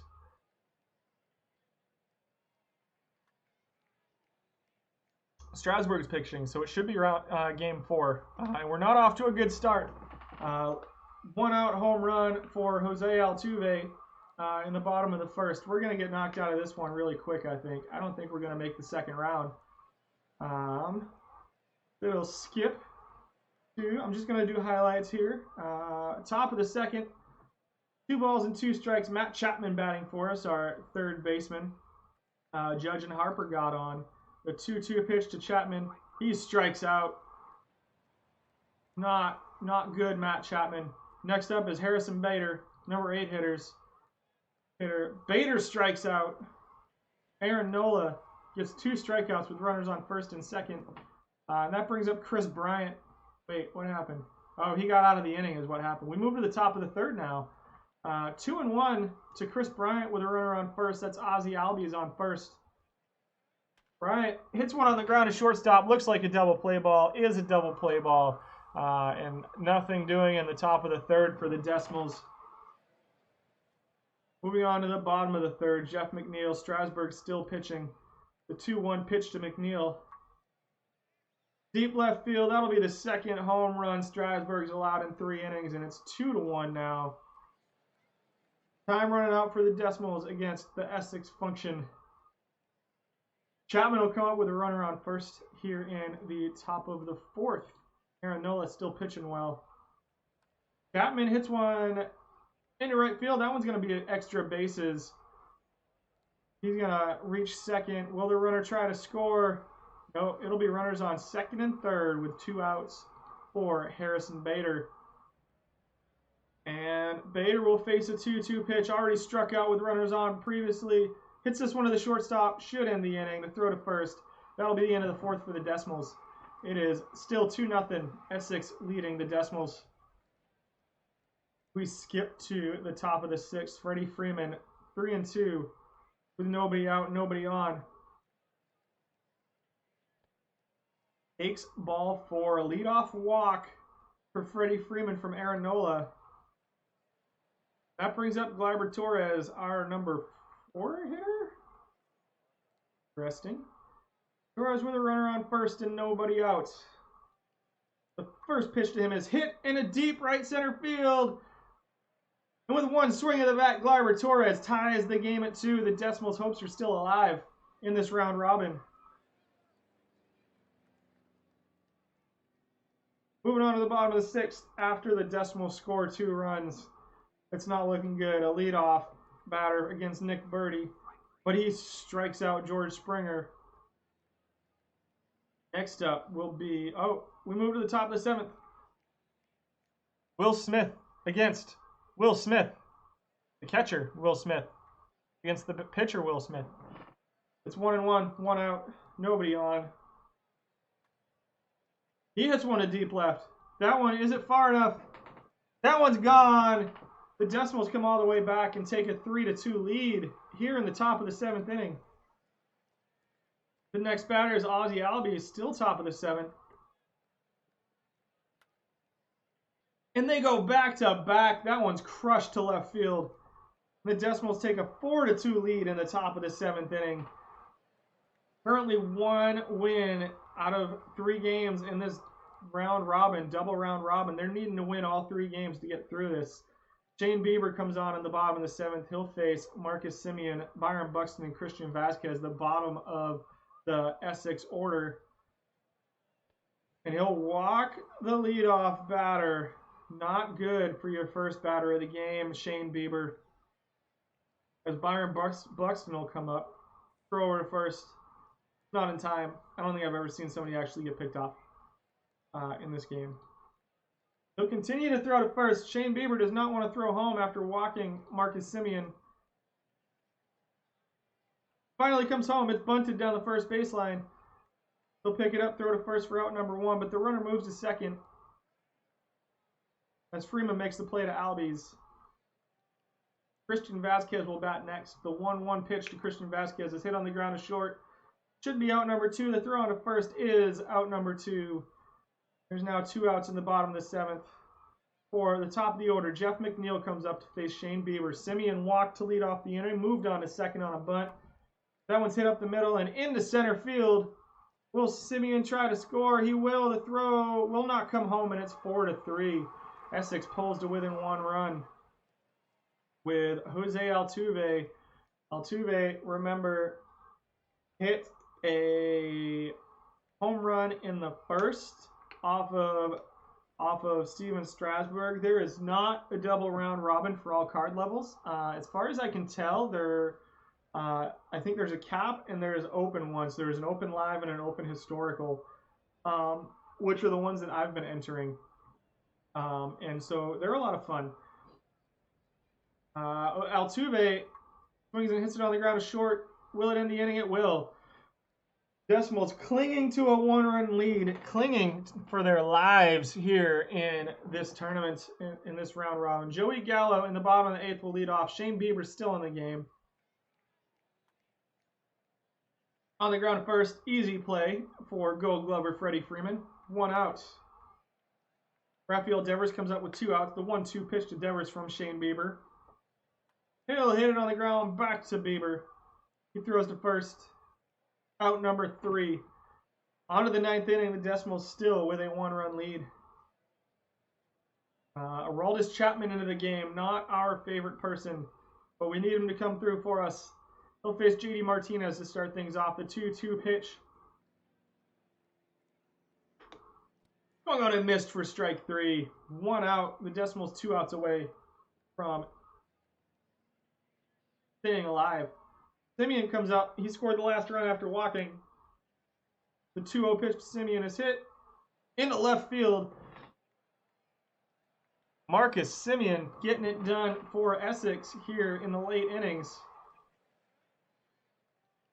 And Chapman will have to face Byron Buxton with 1 out and a runner on first. Buxton hits it into right field. That one's going to fall in front of the right fielder. Judge cannot make the play. The Yankees letting the Decimals down again as Christian Vázquez comes up.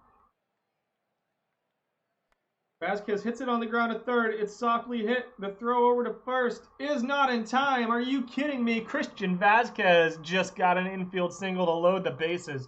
The tying run is 90 feet away. The winning run is 180 feet away.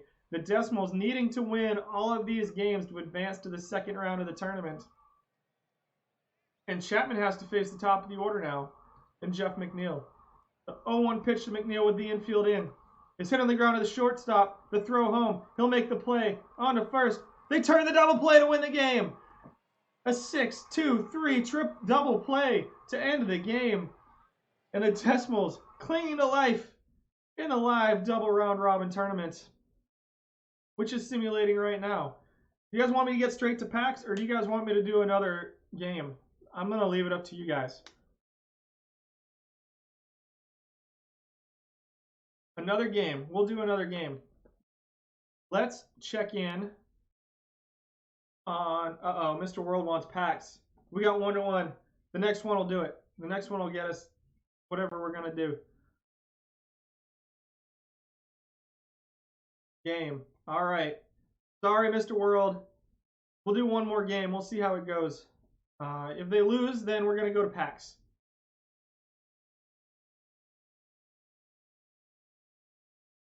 Checking in on these guys. Our bronze tournament team lost game 1. Brent Suter got lit up. I got the dud, Brent Suter, guys. It took me weeks to get Brent Suter. It took me weeks to get Brent Suter out of a pack on this team, and I got the dud. He has not been as good as he is for everybody else.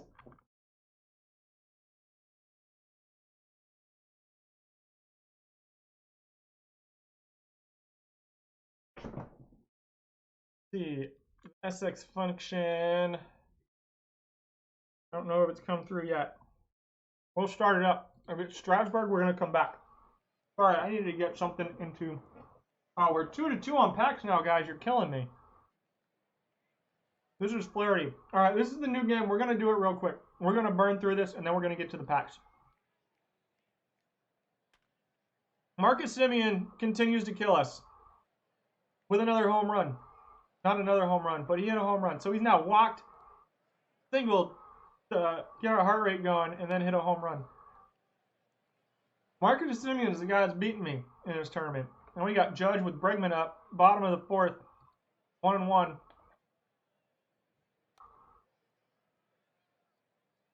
Bregman into the left field corner. Aaron Judge is going to come to third. Bregman's going for second. It's a double for Bregman. We got runners on second and third with 2 outs here in the bottom of the 4th. The Decimals at home now in this home-and-home series as Harrison Bader steps up and strikes out to end the threat.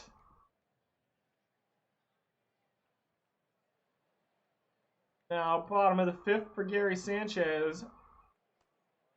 He'll take ball 4, a leadoff walk from Charlie Morton. Bringing up Ozzie Albies. The 0-2 pitch to Albies is swung on and missed for strike 3. That'll bring up Freddie Freeman with 2 outs and a runner on first. Bottom of the 5th, Freddie Freeman, the 1-1 pitch. Hit down the line into right field. Going to be extra bases. Freeman glides into second with a double. Runners will be on second and third for Gleyber Torres. Torres runs the count full and pops it up, shallow left field. It'll fall in. That's going to score 2 runs. The Decimals take a 2-run lead here in the bottom of the 5th. Clinging to life. Bregman steps up in the bottom of the 6th. And hits a home run to make it 3-1. Albies still bottom of the 6th. Albies seeing a 1-2 pitch here. Opposite field. And that one's gone. Home run for Ozzie Albies. 4-1. The Decimals taking control of this game here in the late innings. Bottom of the 7th, Gleyber Torres steps in. There's another, lots of solo home runs. Nobody getting on base, but solo home run after solo home run makes it 5-1. As Josh Hader comes into the game and promptly lets up a home run, makes it 5-2.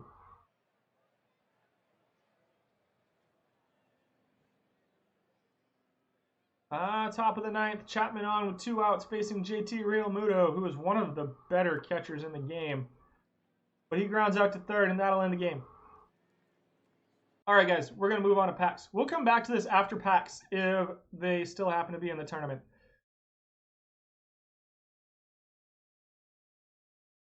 Packs time. All right, so here's what we're looking at today, guys. We need 1 Yankee out of Ottavino, Tauchman, Ford, Urshela, Hicks, and Giancarlo Stanton to close out the entire American League. That'll get us the Yankee collection card, the American League East collection card, and 99 rated 1967 Carl Yastrzemski.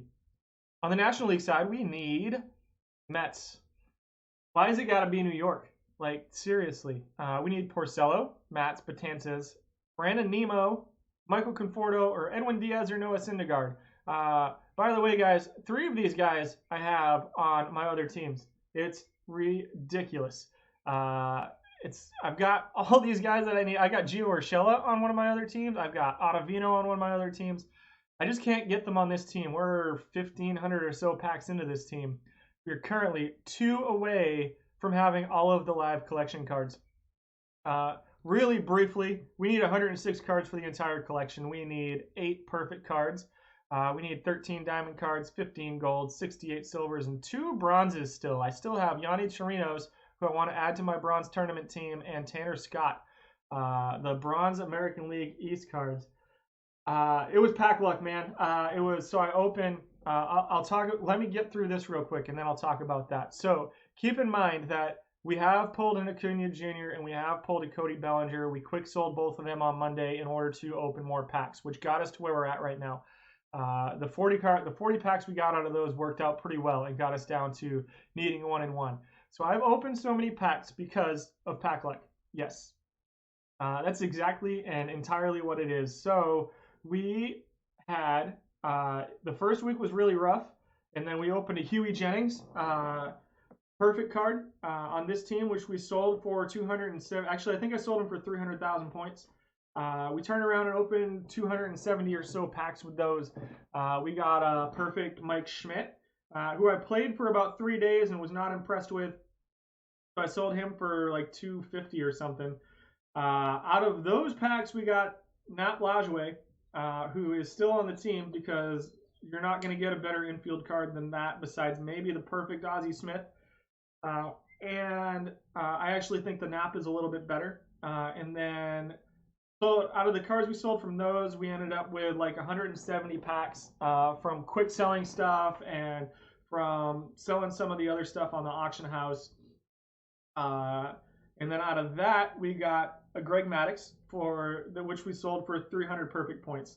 I already had Sandy Koufax on the team, who I really liked, and so Maddux, we wanted packs. It was about that time where I realized that I was getting pretty close to some of these live collections. I had already closed out a lot of the teams, and so I started streaming the So all of these, I streamed all of these because it's fun, and I was doing the tournament teams at the time. And then it was about 2 weeks ago where I realized I was starting to get pretty close to the live collection. I was like, you know what? Let's do this. I think this will add a lot of fun to the packs. Instead of just opening packs and hoping for good cards, now we've got a goal in mind. We're going to try to get all of these. Also, Yaz, Yogi, and Maddox are really kind of sweet cards. And so we ended up getting, the first night I was streaming the packs for the collections, we got Tris Speaker out of that. And so I was like, holy, that's a 900,000 to a million point card. That's like 900 packs. But we're not selling Tris Speaker. That is not in the plans. Tris and Nap are both on the team for the foreseeable future. Reason being, there's not a way for me, if I selling Greg Maddux, I can upgrade the team. You know, there's, if I get, say, more 99 pitchers, because the 99 pitchers are pretty comparable. Or we get, you know, the Pedro. The Pedro is the guy that I want. The Pedro, you can see him up there. The 100 Pedro is my dream card. I've said in the past I may consider retiring from Out of the Park if I get 100 Pedro, but that's not true. That's not going to happen. But so that's where we ended up where we are. So we got Tris Speaker, and then from there I've opened other stuff, and so now we're down to one card on each of these collections. And I'm a Red Sox fan. I'm a Boston sports fan. I'm a Bruins fan. And so it figures that it would come down to the fucking Yankees and the fucking Mets are the ones that are keeping me from finishing out these collections. So, without further ado, I know you guys are ready for it. We're going to go right on to the packs. We're starting with 66 today. And we're going to see how it goes.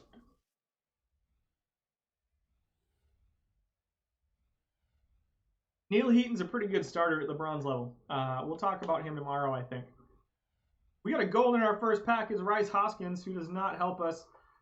He is a card that I have duplicates of, so he'll be packs for tomorrow. Another gold. Eugenio Suarez. That might actually be a new one. Let me check. No, I was wrong. That is not a new one. Nothing else that's terribly useful here. We need a silver Yankee and a silver Met.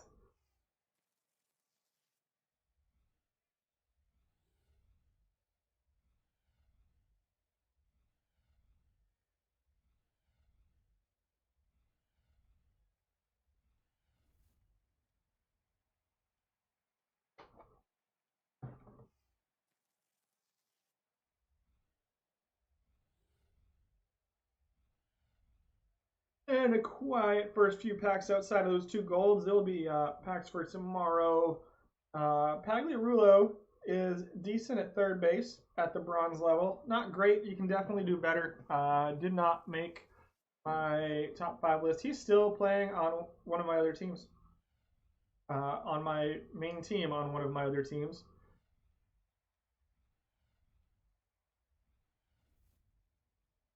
And now after getting 2 golds in the first 3 packs, we can't even buy a silver.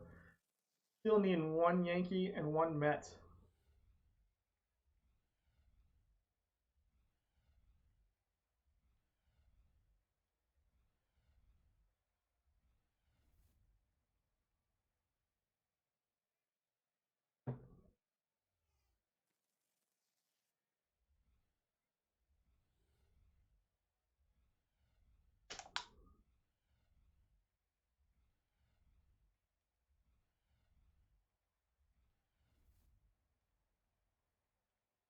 Quietly into the night we go.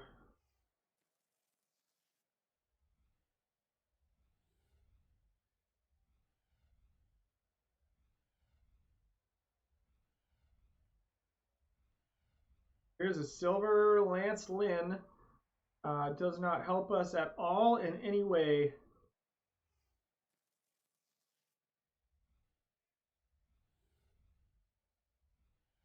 Nelson Browse is a great, great starting pitcher for Iron tournaments. Probably the best starting pitcher in Iron tournaments right now.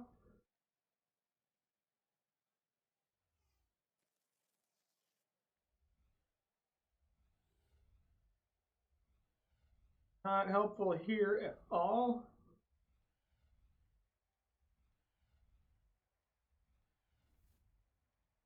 Used up all of our luck on the golds.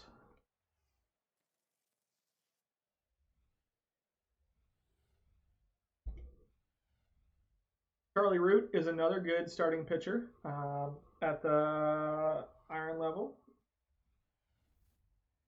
Sam West is a really good center fielder at the silver level. We talked about him last week. Still performing pretty well from what I can see.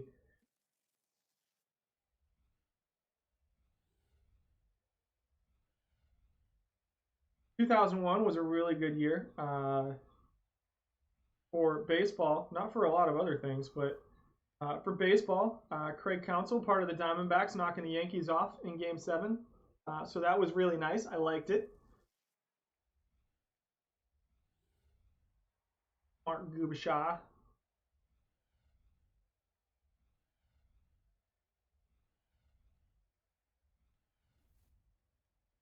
Biagini is a guy that people run out there at reliever in the bronze tournaments, and he's been okay. He's not great, but he's one of those guys that's either good or bad.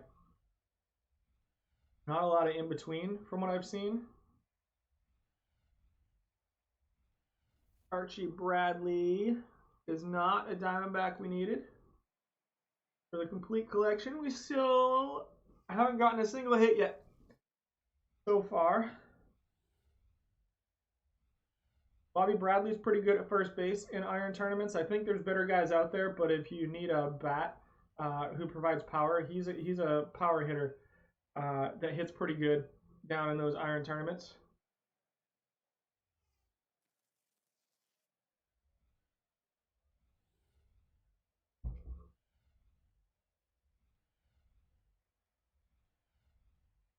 Man, we're just not getting anything right now.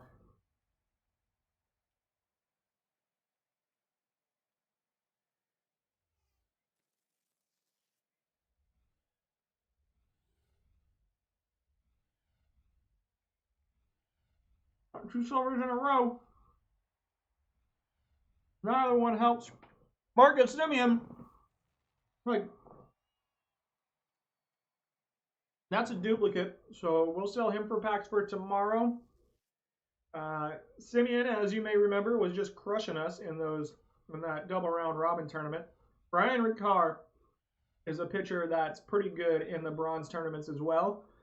Sergio Romo was a great bullpen arm out of the bronze tournaments. Ricard's probably a top 10 pitcher. We're going to talk about him tomorrow as I finishing up compiling that stuff today. I think the pitching stuff's a little bit more accurate or a little bit more easier to digest than the hitter stuff. The problem with the pitchers is it's hard to tell how much of it is people putting good defensive teams out there behind them. But there's certain pitchers that definitely perform better than others. Like everybody's Brent Suter except for mine.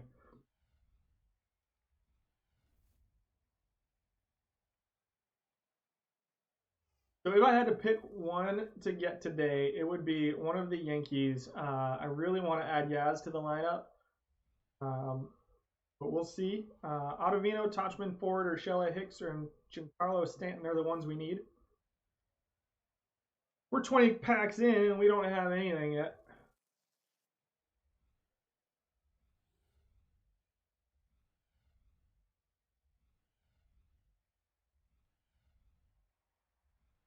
Matt Carpenter is not useful.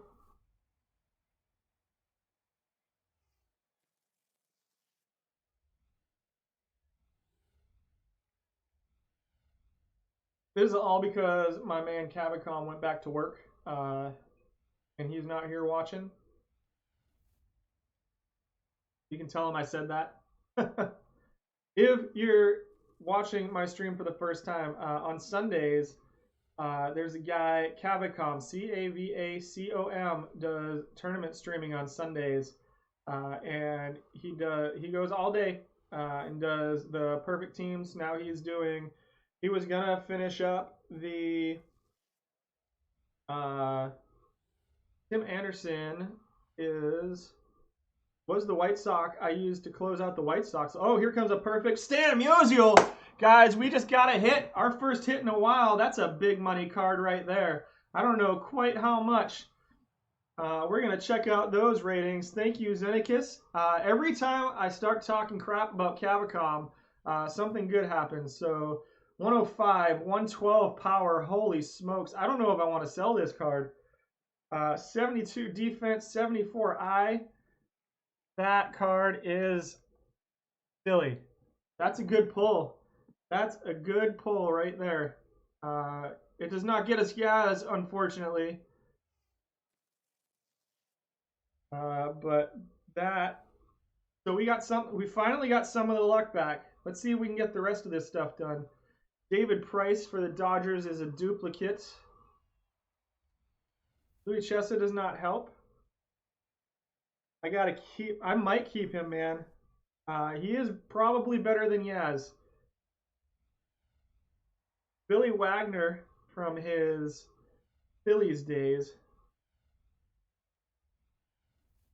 This is the closer in silver tournaments, from what I can see. A lot of people using him, and he's pitching really, really, really well. Yeah, I think we're probably going to add Stan to the lineup. I agree. Billy Wagner is the guy you want to anchor your bullpen in the silver tournaments.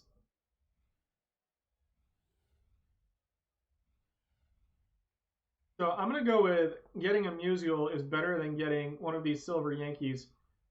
I'm going to switch track now and say I would rather get one of the Mets I need, because that Greg Maddux card in my rotation would be really useful.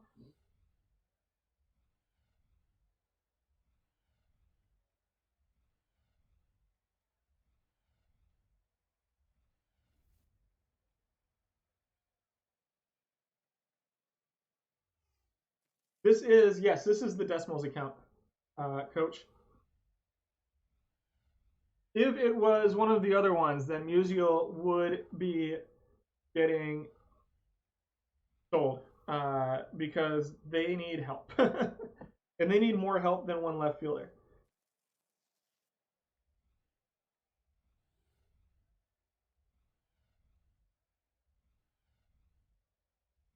Warren Cromartie is a guy we talked about earlier today. Just missed the list in left field. Probably belongs on there, but just missed. There's a gold. Jason Kendall. I'm pretty sure that's a duplicate for me. Max Scherzer is one of the better starters at the in the bronze tournaments.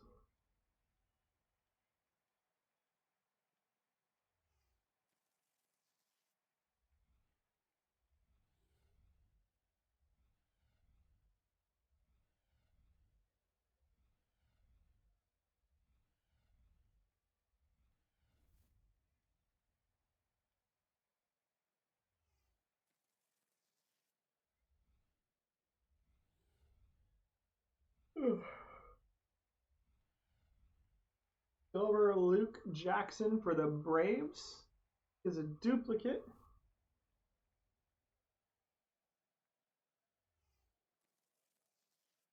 Yeah, I definitely, like I said, if he was on one of the other teams, then I would absolutely sell him. But honestly, opening 300 packs with this team right now isn't gonna, like. Yeah, I want Yogi and Yaz and Maddux, but Yogi and Maddux especially. Yogi would be a huge upgrade at catcher for me, if we could complete everything. Odorizzi is not one I needed, but it's going to take some doing. There's not very many cards that we can get that help. And you'd think if I was going to see one, like, sometimes I think the game just takes these cards out of my ability to open. Correct. It means packs only. So I sell and I just open packs with them. So it's literally all I do is packs. Like, this entire team is built from packs. And it's a pretty good team. I don't know that I'd call me hardcore. Sometimes I feel like I'm pounding my head against the wall. Last week was rough. Kershaw. That's actually a new card. I do not have the Kershaw yet.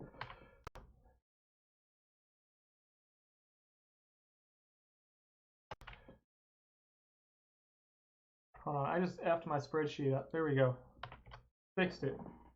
So the Kershaw Diamond is a new card for us. We only need 2 Dodgers. We had Bellinger last week, but we sold him. Right? My other account. Or Gio Urshela. Seriously. Like, what is wrong with you? Craig Stammen's one of the bullpen arms we'll talk about tomorrow.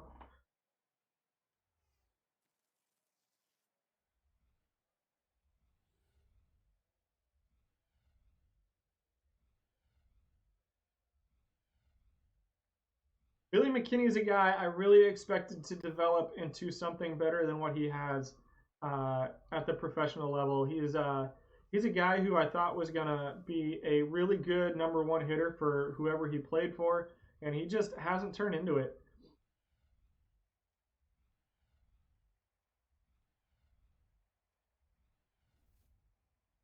We're down to 24 packs. I don't want to call what we've done today so far a failure because we did get a good card. We did get Stan. We did get Stan Musial. But that wasn't our goal today.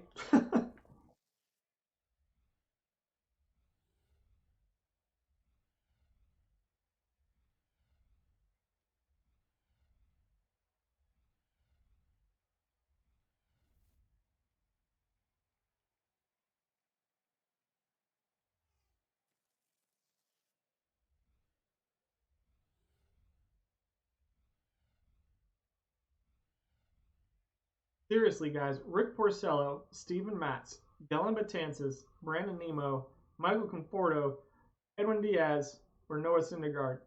3 of whom are on my other team. We need 1 of them.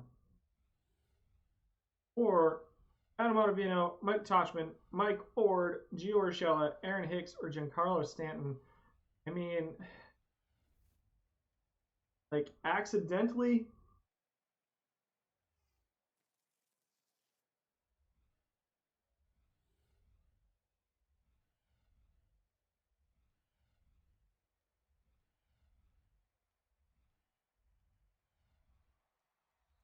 Louis Castillo for the Reds and Jorge Polanco for the Twins, neither of which we need.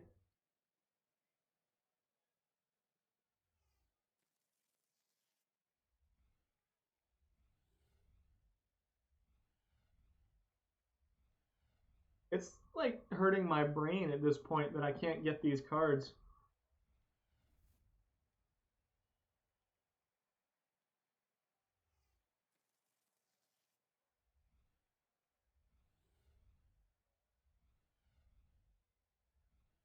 They're so right.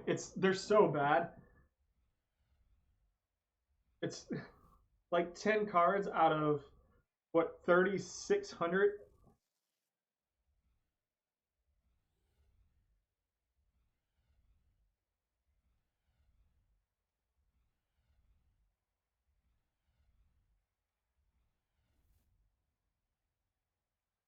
I agree. Yeah, the silvers are what I'm missing the most of on every team. I'm missing 68 of them. It's probably because there's so many of them.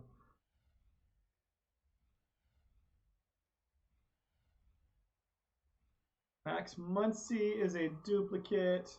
Bucky fucking Dent. The original Sandy Alomar. Ian Happ did not make the list today, but he is a useful card because he can play a lot of different positions. He's not great at anything necessarily, but it's definitely a useful card.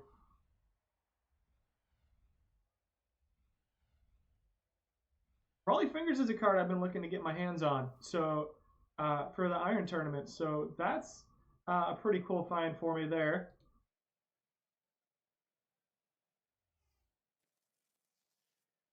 Yeah, like the silver's going for like 800, 900, 1,000. Like you can tell how hard the silvers are to get. I really think there's so many of them, and the odds of pulling a silver alone are pretty low anyway.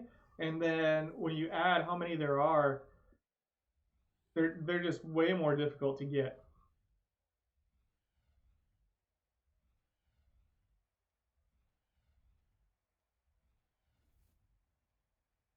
Got 12 packs left.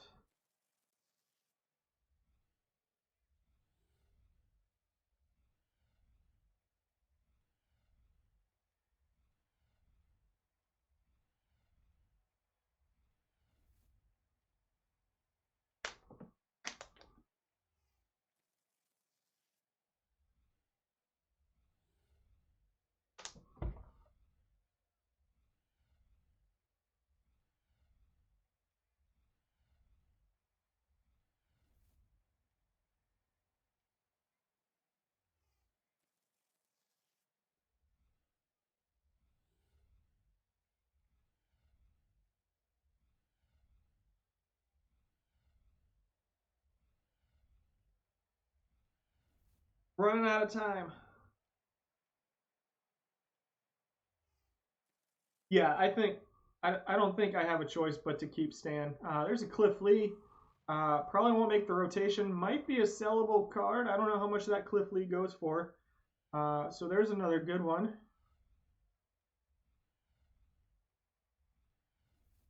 Because with Stan, I can get rid of Bryce Harper finally too. I think.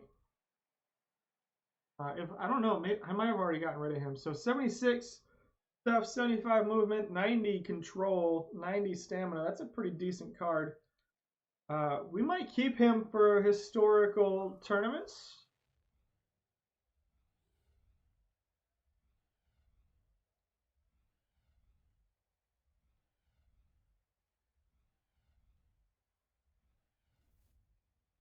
Seven more packs left.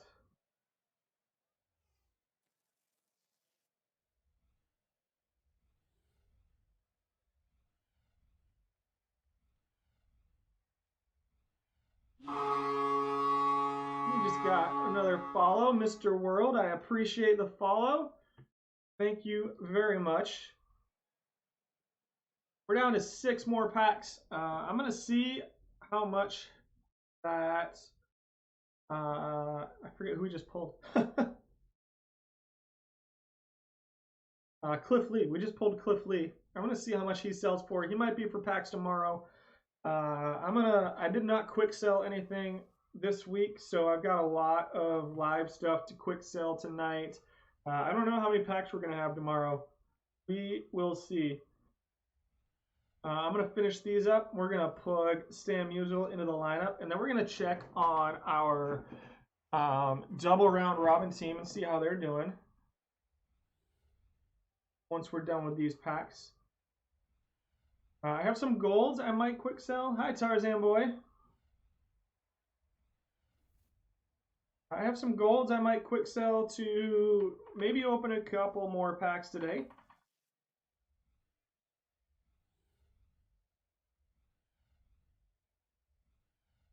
There's a gold Bobby Ojeda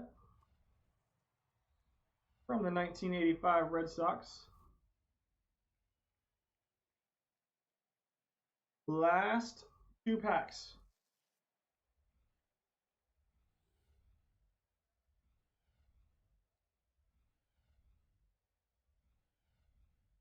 Silver Barry Bonds, not the Barry Bonds we would have wanted. Trevor Richards, rookie sensation Barry Bonds.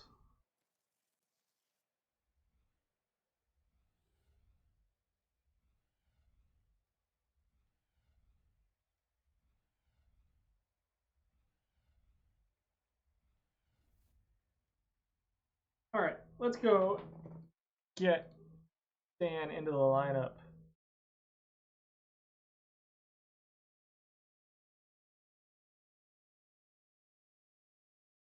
Yeah, you're going to come in for.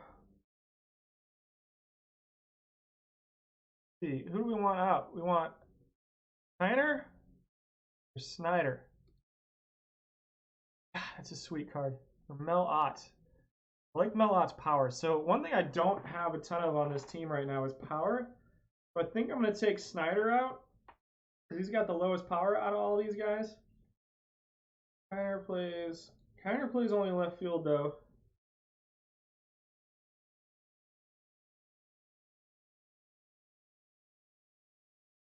Either way, see what my lineup is right now. I got Suzuki in left, Mel Ott in right. If I move Suzuki back to right field, because Ichiro can play wherever. First base, left field. Musial's probably a little bit better in right field. God, it's a hard choice. I think we're going to take Mel Ott out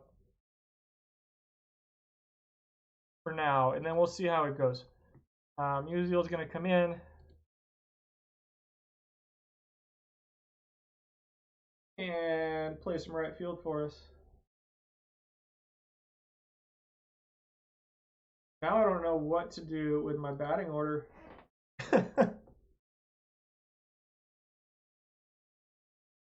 Probably swap him with Bagwell. Well, I don't really like lefties there. Let's see. Let's do this. Let's go Knapp leading off. Ichiro can bat ninth. Tris is going to bat second. Bagwell will be third.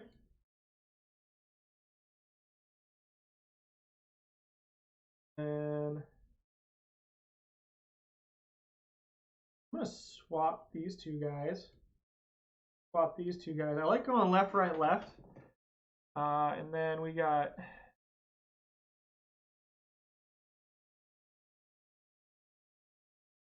clicked on the wrong thing. Kiner will bat fifth. Hartnett can keep batting sixth.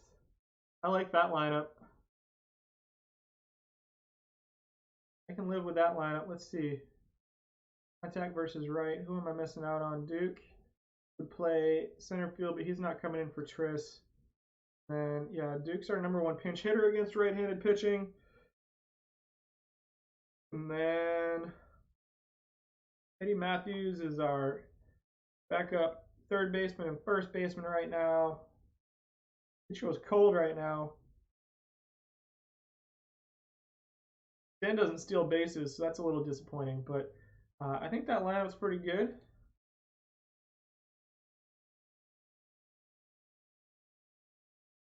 Taste it. Those guys are still, even Tristan Stan against left-handed pitching is still pretty good. So we'll just leave it like that. We'll submit that team. I think that makes the team better for sure. Adding Stan Musial to them. Let's check our collection, see what kind of duplicates we got today. If there's anything we can quick sell to open a couple more packs. We did get Marcus Semien. These are live. Let's just check live. We're going to quick sell these 6 guys. 7, 1, 2, 3, 4, 5, 6, 7. I can count. We're just going to quick sell these. These are duplicates just to make sure all positions. We'll go ahead and quick sell those guys.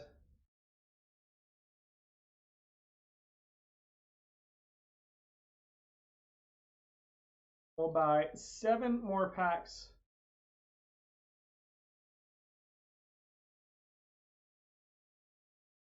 You talking about on my team, Coach? Is that third base and shortstop fan on my team? Let's get some. We got 7 packs left. We've opened 66. We did get Stan Musial. We did not get anything to close out collections. We've got 7 more packs to close out these collections today. We need 1 Met and 1 Yankee.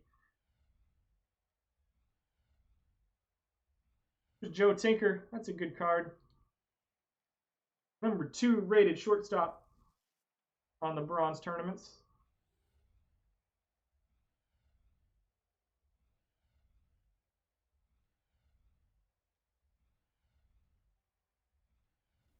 All right, guys, last 5 packs. Everybody do a good luck shot or something.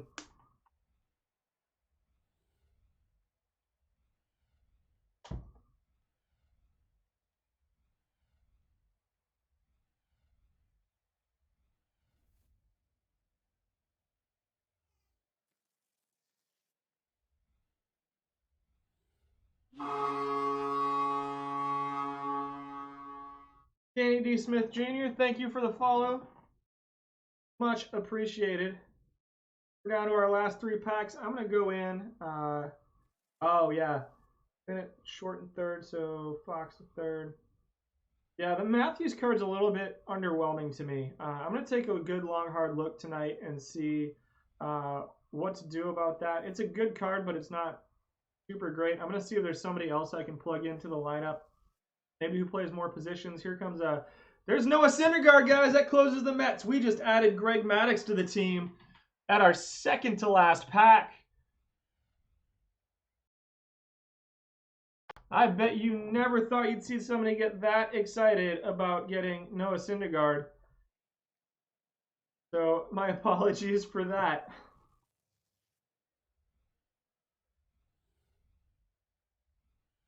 In the last pack, let's see if we can get this Yankee. One Yankee. Not silver, that's not helpful. Belanger is a good, wow, I went full Boston accent there for just a second on you guys. Let's go close out this mission. Card collection missions. Only incomplete. Sort by sending completion. That'll close out the New York Mets. Clutch coming through in the end. Noah Syndergaard with the 9th inning walk-off home run for us, even though he's a pitcher. Oh, I got to open it up and select the cards first. It does hurt me a little bit having to lock two. I have to lock both him and DeGrom onto the team, so I won't be able to sell them later if I get hard up on packs. But we're going to add Mike Piazza, 96 rated catcher, so that's pretty good too, because I really need to update from my catchers right now, or upgrade from my catchers. So we're going to submit this for Mike Piazza, and we're happy about that. Moving on. All NL East. We get Steve Carlton. That's a pretty good pitcher to add to our rotation. This team probably just became really, really good. We'll also get a gold pack to open out of this. I will be careful with Piazza. Yeah, we'll look into that. I really need to get Gabby Hartnett. I really need to upgrade on Gabby Hartnett. But he is pretty good defensively. And probably the second best card we'll get today. Maybe the best. Stands pretty good, though. Greg Maddux, 99 Greg Maddux. We're closing them all out. And we get a historical pack with that. So let's go get them in here. Maddux at 96, 90, 98. I like him better than, let's see. Now I have to decide if I want to take one of my live perfects out. Or Tommy John, maybe. I think Tommy John is maybe the guy to go, and then we'll move one of the perfects to the bullpen. Bert Blyleven might need to go. See, Garrett Cole's at 111, 65, and 80. DeGrom at 94, 69, and 84. Yeah, so DeGrom, sorry, you're out. I know we just locked you onto the team, but you're the first one to go, and the price is Greg Maddux. Carlton is a pretty awesome card too, 112, 74, 79. I think that maybe Eddie Plank, because I don't mind moving. Let's see, 112, 74, 79.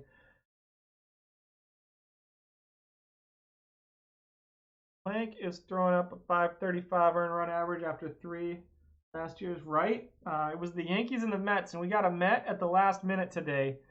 And then I don't know who I want to keep right now. I might move Scherzer and put Carlton in. Let's see. Scherzer's got 109, 62, 85.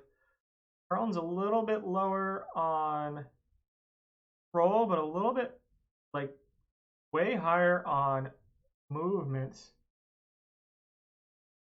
105, 69, 86 for Oswalt. Man, this Oswalt card is better than Scherzer. These live cards are not great, but it's still kind of hard to decide. Piazza is, yeah, you're right. Piazza is a really bad catcher. But 95, 108, I think we're going to leave him on the bench for now. We also got...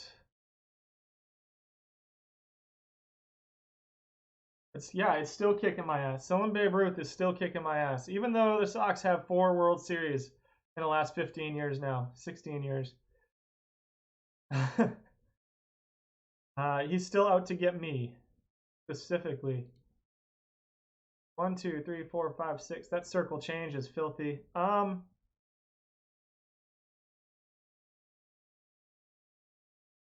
Hater is... That stuff is really good.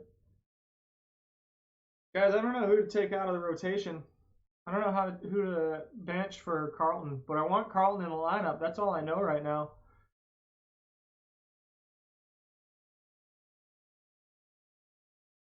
I think we're going to get rid of Cole. Yeah, it's kind of between Tommy John and Garrett Cole. Let's go with Tommy John. I think you're right. We'll see going forward. So now let's go over to the pitching staff. Cole is going to move into the bullpen. Maddox is going to take over as our number 2. Let's leave Johnson as number 3. We'll move Scherzer down to number 4. Where'd you go, Greg Maddux? Greg Maddux is there. Scherzer is going to be number 5. Steve Carlton takes over as number 4. Might leave, but let's leave Cole in the rotation for now because he's the one pitching better right now. And then Scherzer can become middle relief guy, maybe a long relief guy. That's not a bad rotation, guys. No, I have morals, coach. I have integrity, and I am not going to go buy a Yankee off the auction house just to get Yogi Berra on this team. We'll submit that team. I think they're okay now. So new lineup for the Dewey Decimals is now Tris Speaker, Nap LaJoy, Stan Musial, Jeff Bagwell, Ralph Kiner, Gabby Hartnett, Troy Tulowitzki, Nolan Arenado. So these guys, I need a shortstop and a third baseman, and they're kind of gross. They're not, so these are the guys you were talking about. Yeah, I'd love to upgrade these guys. It'd be nice to have Mike Schmidt back, not gonna lie. Rotate, you know what? I can't do that.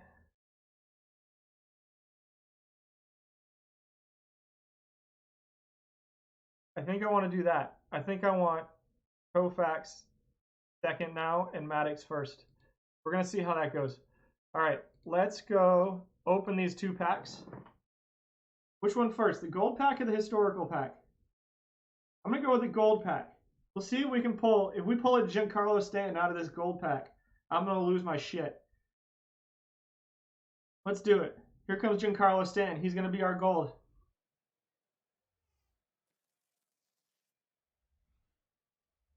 Dane Smith, silver. Here's our gold. Raisel Iglesias, you're not helpful at all.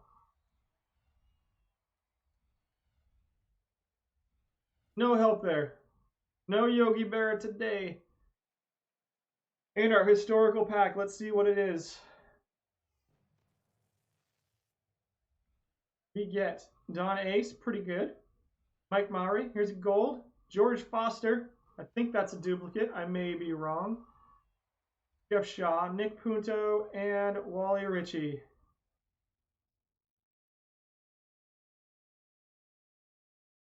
Let's go to our card collection.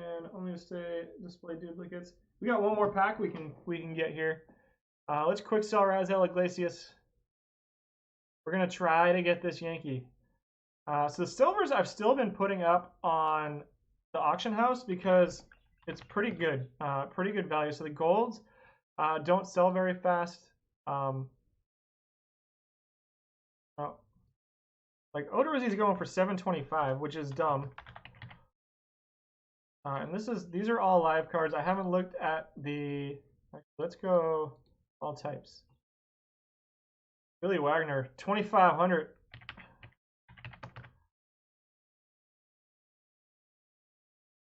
Sam West might go for something, 670.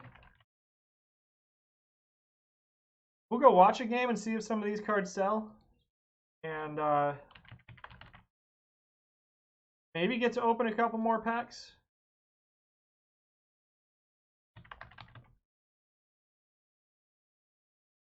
All right, and then we'll quick sell some live. These guys, what do we need? 3?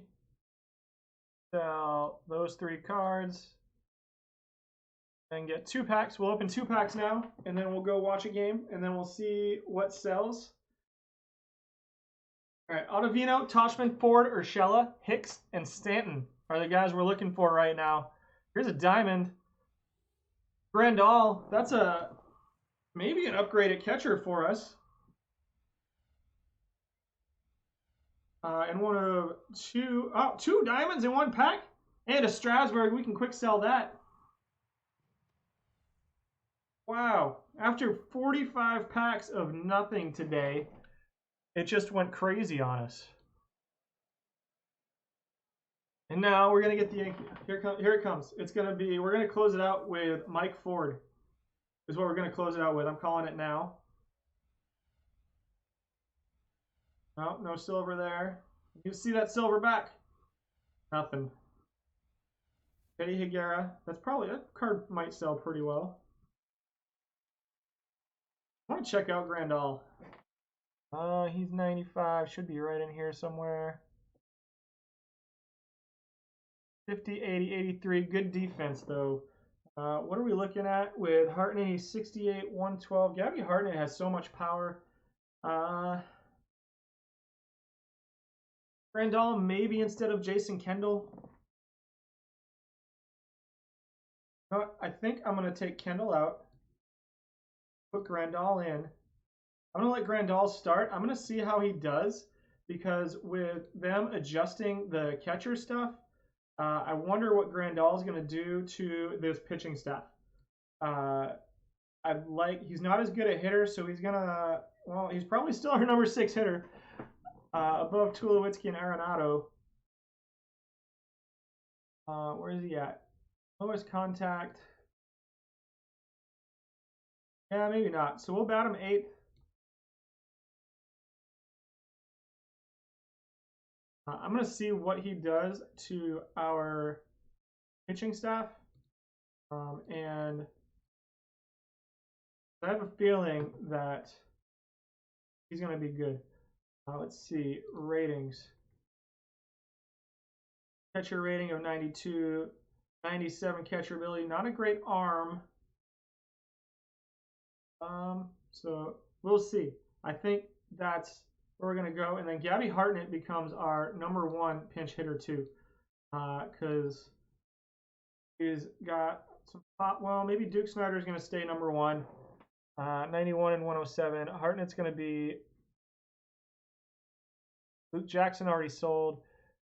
Eddie Matthews at number 2, 73, 100. Yeah, we're going to put Gabby ahead of Eddie Matthews. At number 2. No, not number 1. Come on.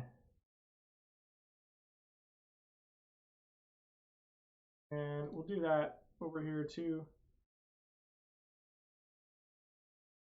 I didn't think this team was going to get this much better today, but this team got a lot better today. Why are you set to not ever start? You should be every 3rd game. Every 3rd game. This team just got a lot better. I'm going to sell Strasburg since he's a duplicate. Only display duplicate Strasburg. Let's see. He sells for 52, so we lose. So it's only like 600 points off of 4,000. Let's quick sell him. We're going for it. We're going for the Yankees today. 4 more packs. We got 4 more packs. Let's do it.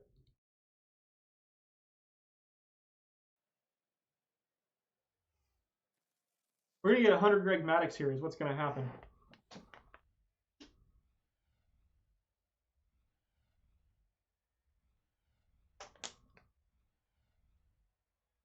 Nothing in there. We got 3 packs left. Then I'm going to go off screen for just a minute.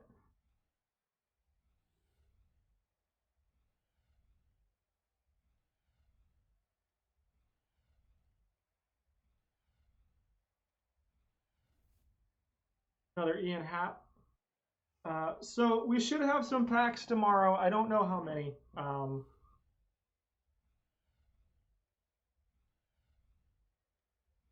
got a lot to quick sell. See how it goes. Here's a silver. Yaro Diaz is not a card that I need. Also not a Yankee. Yeah, I think this team just became competitive at high levels. Lewis Thorpe is a good starter at the iron level.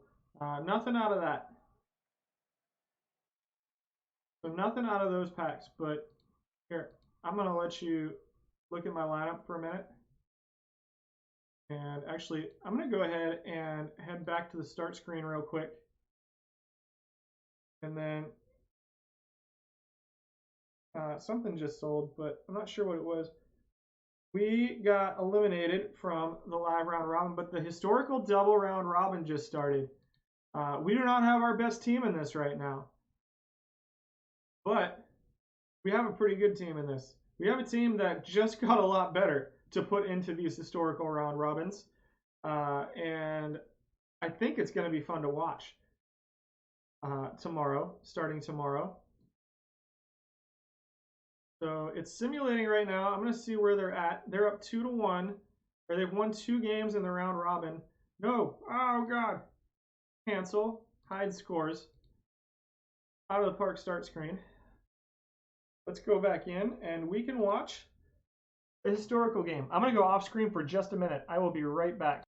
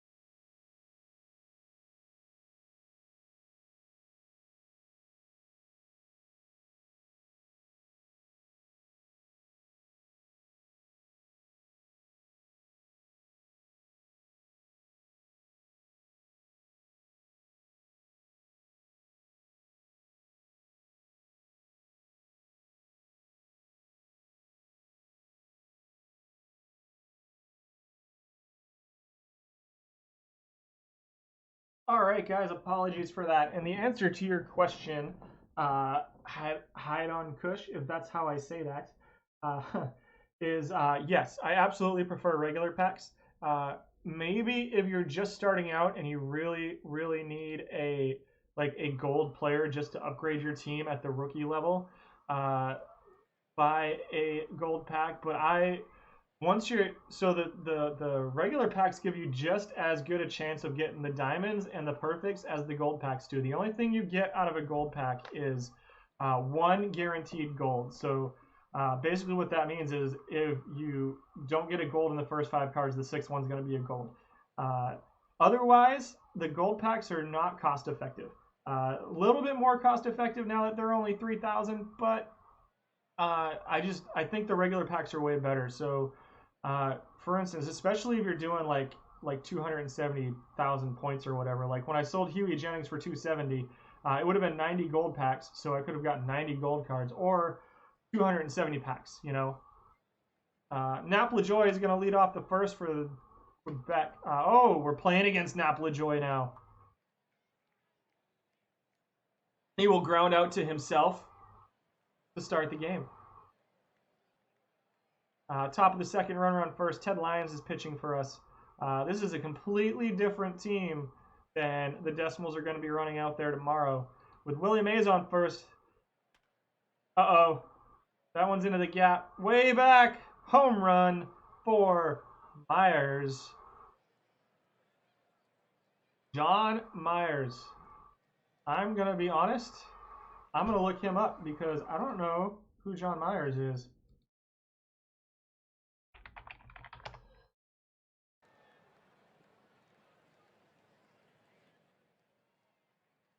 Tris Speaker will come up in the bottom of the 4th against the bad Sandy Koufax, not our Sandy Koufax. And hit one deep.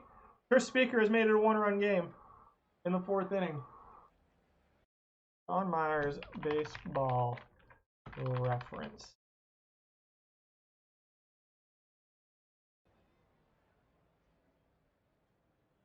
That is clearly not the right John Myers.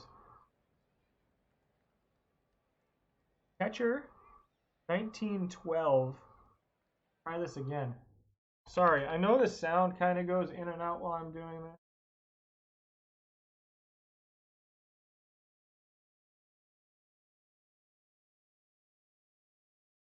This guy doesn't show up on Baseball Reference. I don't know who he is. Ralph Kiner's going to step in against Sandy Koufax, though. So if anybody has any input on John Myers, I don't know who he is. And that's embarrassing to me. I just don't know. Tris Speaker will step up with Ralph Kiner on first and a 1-0 pitch. Sandy Koufax still in the game. Tris Speaker hits it right at the first baseman, and Kiner is going to get doubled up. I took the wrong player off the roster when I got Stan Musial. Lou Boudreau will step up.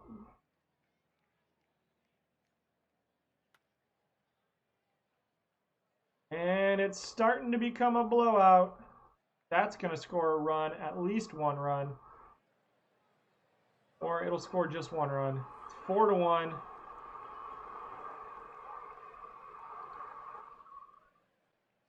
Pablo Sandoval steps up in the top of the 9th. Ted Lyons into the game for the Decimals. Pablo Sandoval puts one into the gap. And is going to have a 1-out double.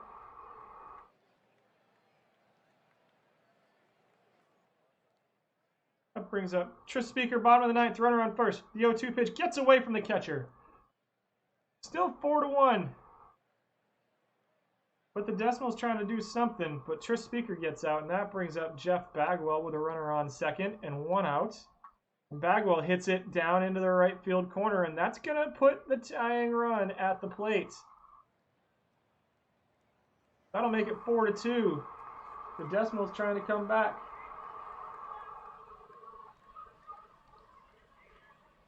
Chief Myers. I wonder if that's in Baseball Reference. Let's look that one up. He does show up. I'm guessing this is probably him then.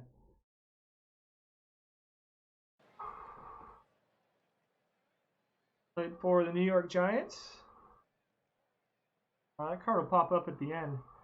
1912, that looks like it would be, he finished 3rd in the MVP voting that year, so that's got to be him. Good catch on that one. That brings up Jim Bottomley, a guy who is not in our lineup on our main team anymore. But with a 3-2 count, he is a power hitter with a runner on second. He'll take ball 4, and the winning run comes up to the plate. The winning run right now is Mel Ott. And Evan Longoria will bat next. The 2-2 pitch to Mel Ott. He pops it up. Not going to get it done, Mel Ott. That'll be an infield fly.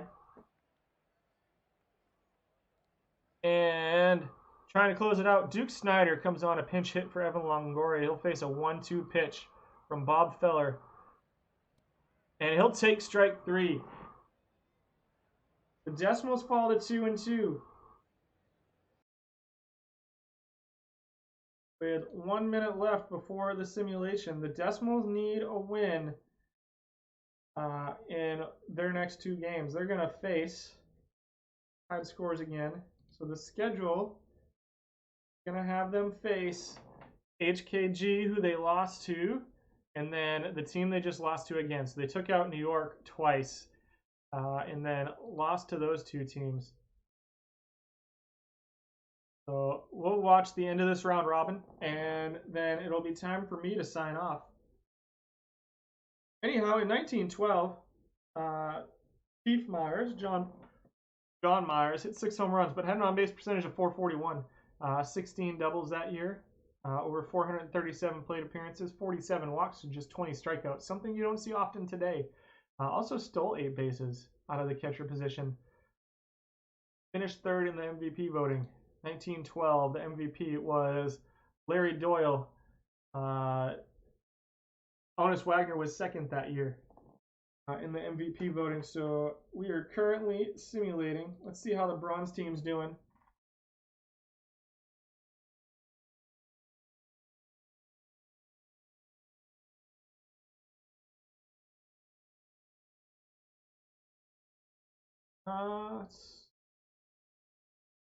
They took round one 4-1. Always nice. We had Brent Suter got lit up in the first game, but they ended up going on to win 4-1. Brent Suter will start game one of round two. So I did spread Suter and Greinke are my two guys. I spread them out a little bit just because I wanted to try to avoid those 3 straight bad starts. Not that the rest of the starters on the team are not good. I'll spend a little bit more time on this team tomorrow probably, but this round robin's fun, and it's going to be a lot more fun tomorrow too, I think.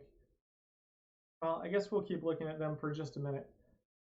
I'm not going to spend too much time looking at that historical round robin team just because it's going to change so much today, but this is what I'm running out there for. We did do the bronze tournament players earlier today, so I do have Backman leading off right now with Jesus Olu batting second. Mike Marshall playing first base. Eddie Rosario. If Marshall continues to suck for us, I might put Kevin Cron back in. Eddie Rosario playing left field. Ryan Roberts playing third base. We had a long talk about him, and I know you guys don't like him. Jose Martinez at DH. I needed a bat. He sucks at defense, and I needed somebody with some power. And then Ozzie Smith batting seventh. I might have to move him up if he keeps hitting like that. But at 563 with that defense is kind of silly. Krasinski's starting at catcher for us. Surhoff backs him up, and then Coco Crisp batting ninth and playing center field. Doesn't have a hit in the tournament yet. So the rotation right now, we'll talk about pitchers tomorrow, but Brent Suter, Doug Bird, Zach Greinke, Ryan Yarborough, Ross Stripling are 1 through 5. Not optimal. There are guys that I want to add to this rotation. The bullpen is a little bit better, I think, though still not great. We got Diekman, Givens, Austin Marker, Sawero. What do you mean, the streams? So I stream on Thursday and Friday. On Thursday, I do a tournament hitters list, and on Friday, I do a tournament pitchers list. This week, it's bronze. This is the 4th time I've done the bronze list. And then next week's going to be silver. So I'm probably going to bounce back and forth between bronze and silver.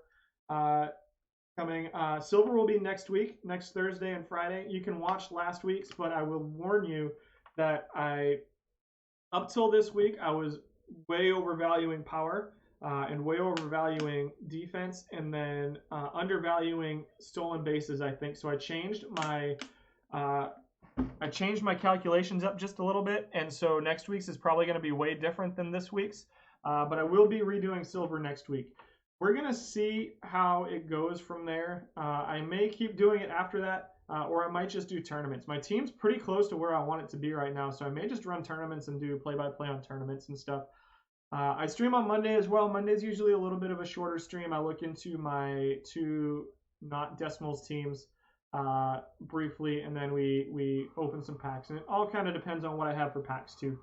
So yeah, be around next Thursday. It may be Thursday evening next week because I may be going back to work. I don't really know right now. We'll see how it goes. The Decimals are on the road for this game. I have a lot of work to do with my silver team, so we'll see. I don't know that... I have a lot of work to do with my silver team. This team's silly, guys. I'm not going to beat this team. They've got Luke Appling at third base. They've got Ozzie Smith at shortstop. They've got Jackie Robinson at second base. What is this? Albert Pujols. You can upgrade your first baseman even a little, like Stan Musial or something. We're facing Lefty Grove on the mound. We're facing Johnny Bench at catcher. We are not favored in this game right now. Ichiro in center field, which I would consider, but I have Tris Speaker in center field. I know that's not the live one. I know. That's a pretty awesome card. Mickey Mantle in left field. This dude's team is dumb. I don't even want to watch this replay. That is not the live Albert Pujols. This is a historical tournament. But it's the 99 rated Pujols. That's a pretty awesome looking card. 103 contact, 106 power, and awesome defense too. So we put out. We'll lead off with Nap LaJoy and be sad about it, I guess. So, LaJoy hitting first against Lefty Grove, and he'll take strike 3. Not unexpected. I'm just doing highlights right now, so maybe we'll see in the next game if it's a must-win. I might switch to play-by-play. We'll see. Bagwell will bat in the top of the 4th with a runner on first and hit one into left field for the first Dewey hit, which will get runners on first and second for Jim Bottomley. Jim Bottomley will see a 2-0 pitch. And Jim Bottomley will crush it to center field. The center field is going back. It's over his head. That's going to drive in at least one run. Bagwell will take the turn at third, but hold up. Bottomley with a double, driving in a run. Here in the top of the 4th, the heavy underdogs, Dewey Decimals, take a 1-0 lead. And Mel Ott will step up after an out to Gabby Hartnett. No surprise there. Mel Ott steps up, and the 1-2 pitch, he'll strike out. Also not a huge surprise. Mel Ott likes to strike out and hit home runs, and that's about it. Tulowitzki will step up. Still runners on second and third. And he'll pop it into right field for a base hit. That'll score 1. Bottomley holds up at third. It's 2-0 Dewey with the lead. And that brings up Eddie Matthews with a 3-1 pitch. Lefty Grove still on the mound. And Matthews will take ball 4. Lefty Grove living dangerously. Walks the bases loaded with Nap LaJoy coming up to the plate. The 2-2 pitch to Nap. He'll swing and miss at strike 3. Not his finest moments. But 2 runs for the Decimals. Lefty Grove with 9 Ks through 4 innings. My team does strike out occasionally. Dean Stone facing George Sisler. Play. And that one's hitting the left. Guys lineup makes me sad. That'll bring Albert Pujols up. Runners on first and third with 1 out in the bottom of the 6th. The 0-1 pitch. Pujols swings and hits a fly ball to left.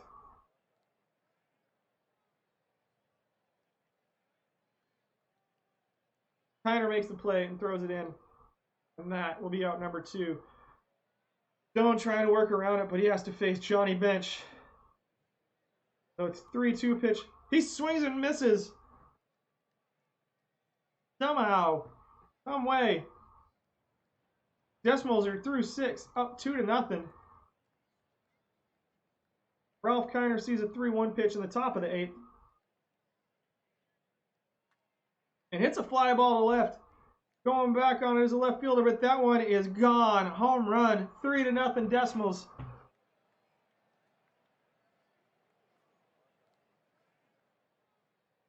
Still top of the 8th, Jeff Bagwell steps in. After Tris Speaker gets out, the 3-1 pitch to Bagwell. He hits it into right field. That'll be a single for Bagwell.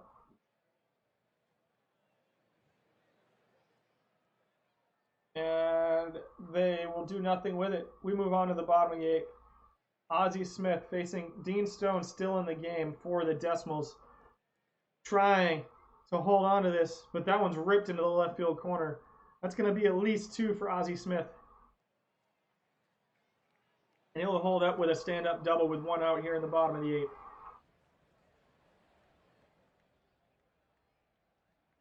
8th. But somehow he gets out of it. Sometimes the highlights can be distracting. Eddie Matthews comes up top of the 9th with 2 outs. The 1-2 pitch to him. Lefty Grove still pitching. Matthews hits one back up the middle, and that'll be a single for Matthews. Yeah, the pitcher rankings haven't changed. Or I haven't changed the thing. I just have more data I'll have more data next week, so we'll see how much it changes. Knapp with another chance to do something. He's already struck out twice today. He'll swing and hit it deep to right field. Way back. A 2-run home run for Knapp to make it 5-0, and the Decimals close in on a huge upset.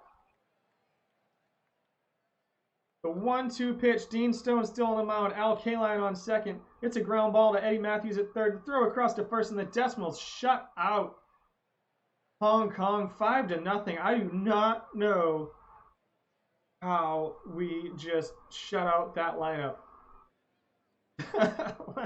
Wow.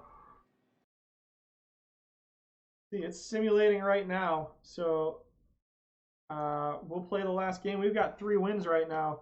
That does not guarantee moving on to the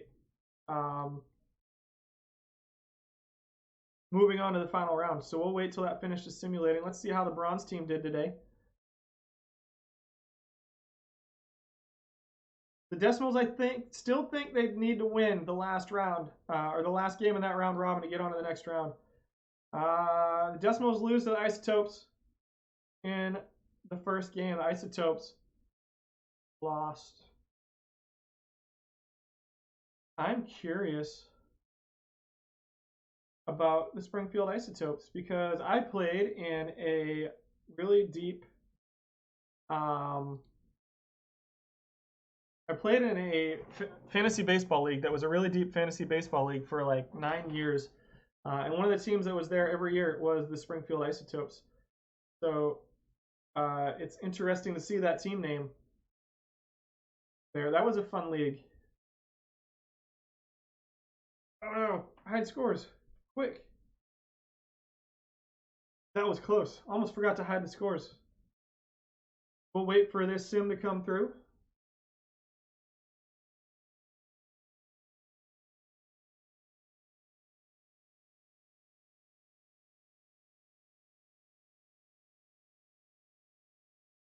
Yeah, so we had 24 teams.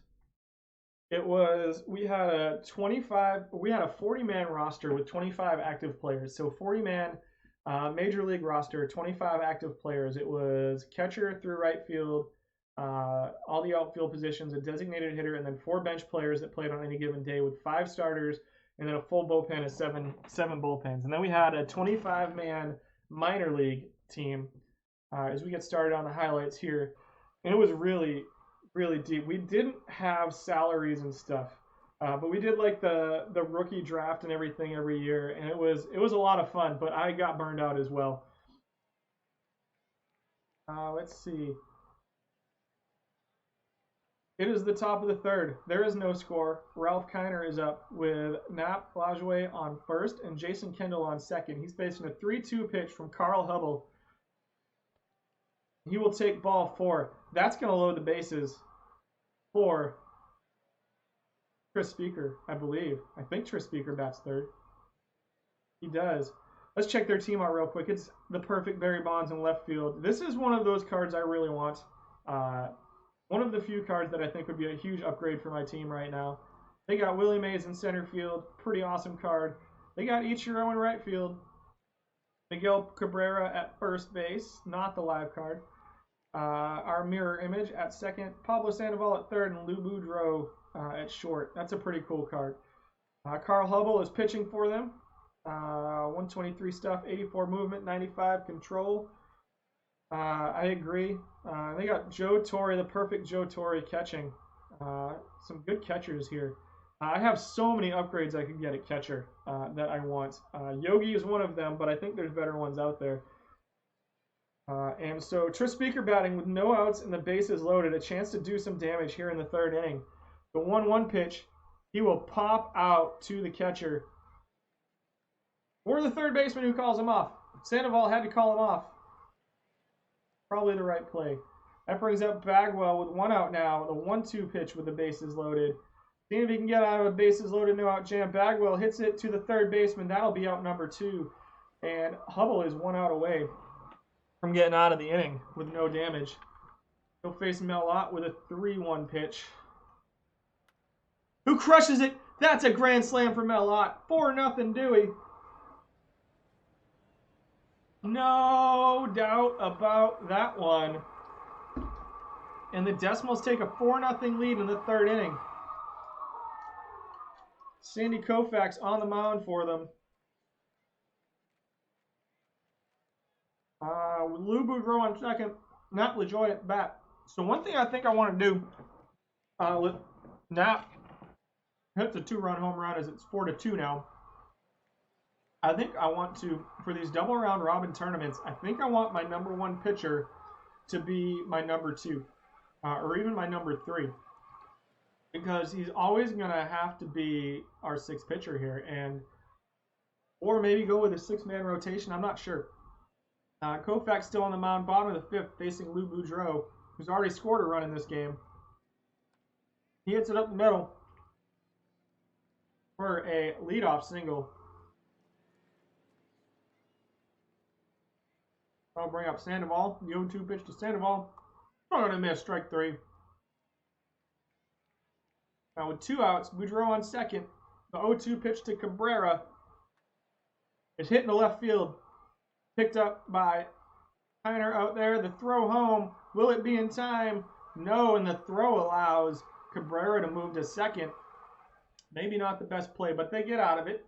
We move on to the 7th inning. It's 4-3 in favor of the Decimals still. Tris Speaker, who popped out with the bases loaded and nobody out earlier, now comes up with a 3-1 pitch, runners on first and second, and ropes it down the right field line, and that's going to score at least 1 for the Decimals. Speaker cruises into second with a stand-up double. Lajoie scores, Kiner heads into third, and there's still nobody out, and that'll bring up Jeff Bagwell. Jeff Bagwell sees a 2-2 pitch. Hits it on the ground to third. The run will score, and it becomes 6-3 as the Decimals get some breathing room. Now the top of the 9th, Ralph Kiner steps up. He'll face a 2-2 pitch. Cy Blanton in the game. And that is crushed. Another home run for the Decimals. Makes it 8-3.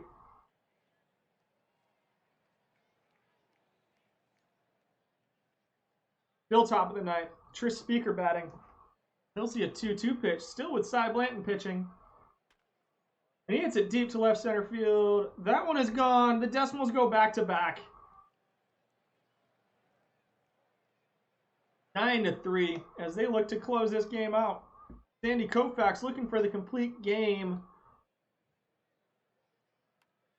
There's a ground ball to third. The throw to first will end the game. And the Decimals move on to the elimination round of the round robin tournament. Got 2 minutes left, so Decimals move on. We'll face the Yaks. Elimination bracket, and then a best-of-3 finals. So let's hide the scores real quick and check out the Yaks. This is the team we're going to face in the next round. They've got Ichiro leading off. Jeff Bagwell batting second.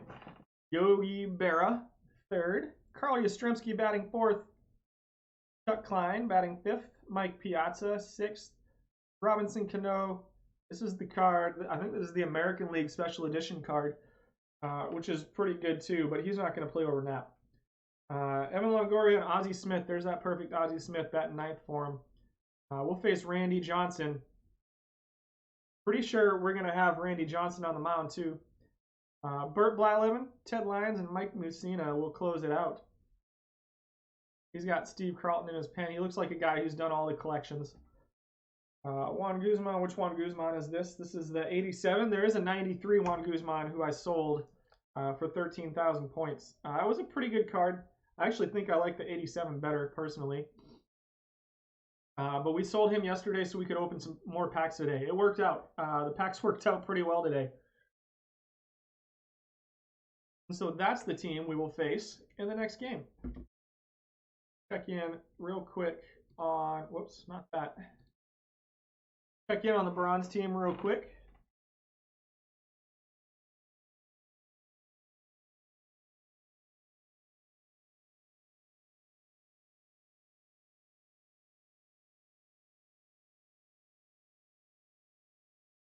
Game 2, they lose 2-1.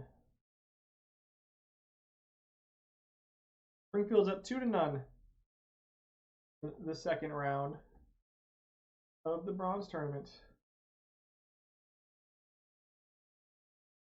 I think the Decimals just played their first game with the new lineup.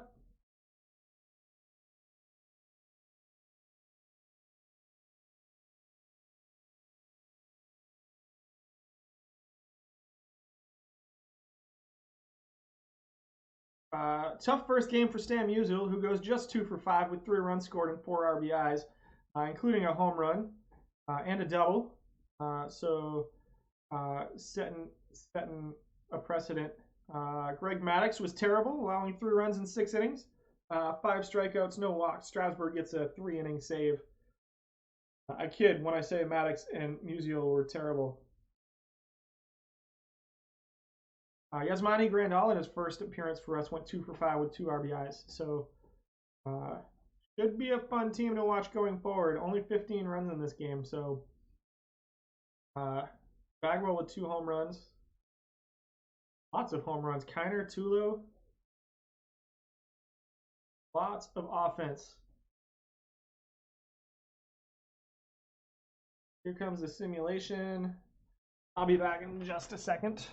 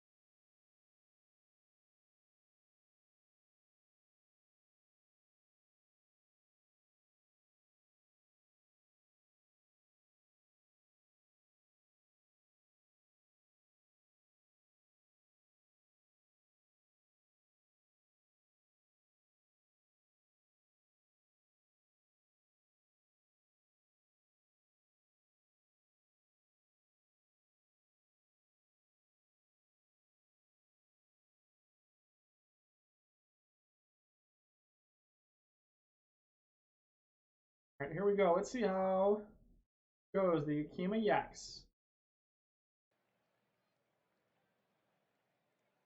I would put the Decimals as slight favorites in this one.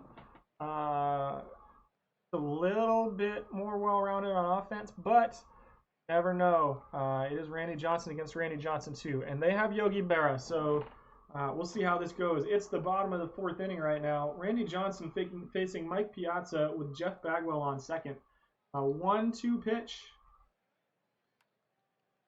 Going on and hit into right field just over the head of the first baseman. Runner will hold up at third base. And that brings up Yogi Berra. Oh, not again. Johnson facing Berra with a 2-2 pitch. Hit on the ground is short. Up with it. Off to first. Double play. They turn the double play. And they get out of it unscathed. Somehow, the Decimals are finally starting to figure out a way to get Yogi Berra out. Yogi Berra beat us 2 weeks ago, and 3 weeks ago, with a walk-off grand slam in the championship series of the Perfect Team League. Now, Ralph Kiner steps up with Eddie Matthews on first. And he hits one to deep right. That one is going to clear the fence. 2-run home run. The Decimals take the lead here in the top of the 5th.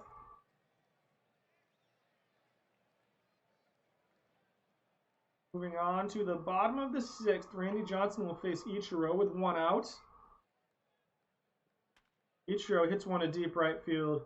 Going back on it is Mel Ott. He will not get there. Ichiro with a home run to cut the lead to 1. Still in the bottom of the 6th, Jeff Bagwell faces a 3-1 pitch. Randy Johnson still on the mound. This ball 4 to Jeff Bagwell. Brings up Mike Piazza. 1-2 pitch to Piazza with Bagwell on first. Piazza hits it back to the pitcher. It's caught for out number 2. Move to the bottom of the 7th. 2 outs, 2 strikes to Jeff Bagwell. Runners on first and second. Kiner on first. Matt Blajouet on second. And he hits it into right field. That's a hit. Will it be enough to score a run? Blajouet trying to score, and he will be in safely. That makes it 3-1 Decimals. Yogi Berra steps up. I hate it every time he's up to the plates. The 3-0 pitch to Yogi Berra, taken for ball 4, leadoff walk. That brings up Ralph Kiner. First pitch to Kiner. Hit on the ground, lined into left field for a single. Berra will hold up at second. So first and second. Randy Johnson is playing with fire here in the bottom of the 7th. He'll have to face Mel Ott, Evan Longoria. Oh, hold on. Mel Ott, Evan Longoria, and Robbie Cano to try to work around this. A 1-2 pitch to Mel Ott. Swung on and missed for strike 3. And the 1-2 pitch to Evan Longoria. Hit on the ground up the middle, and that one's into center field. Probably going to drive in a run. The runner will hold up at third. Strong arm from Tris Speaker out in center field. Holds the runner at third. The bases are now loaded for Robinson Cano. The 1-2 pitch to Cano with the bases loaded. It gets away from the catcher, and that's going to score a run and make it 3-2. The tying run is now 90 feet away. The go-ahead run is at second base. The 2-2 pitch to Cano. Swung on and missed for strike 3. Randy Johnson trying to get out of this one with nothing else coming across. He'll face the number 9 hitter, Ozzie Smith. The 0-1 pitch. Swung on and hitting to right field. That's going to tie the game, maybe give them the lead. The throw comes in. The play at the plate is not in time. The Yaks take a 4-3 lead in the bottom of the 7th inning. Still bottom of the 7th inning. Randy Johnson just cannot get out of this. Jeff Bagwell will take ball 4. That's going to load the bases as the Yaks are putting up a huge inning. And he'll face Mike Piazza. Randy Johnson trying to buckle down. I don't know what his pitch count is set to, but this is bad. The 1-2 pitch to Piazza. He has to get out of it here. And it gets away from the catcher again. 2 wild pitches in the inning make it 5-3.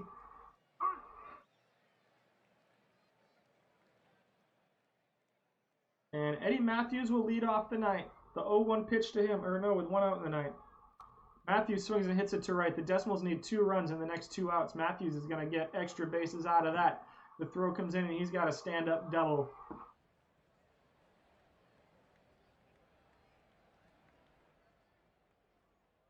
That'll bring up Knapp, Lajoie. They'll face a 1-2 pitch with a runner on second. Ralph Kiner on deck, just wanting a chance. Knapp will take strike 3. The Decimals are down to their last out. And Steve Carlton, Ralph Kiner faces a 1-2 pitch. And that will be the end of the Decimals tournament. Randy Johnson allows 4 runs in the 7th inning. The Decimals get knocked out in the 2nd round of the historical double elimination tournament.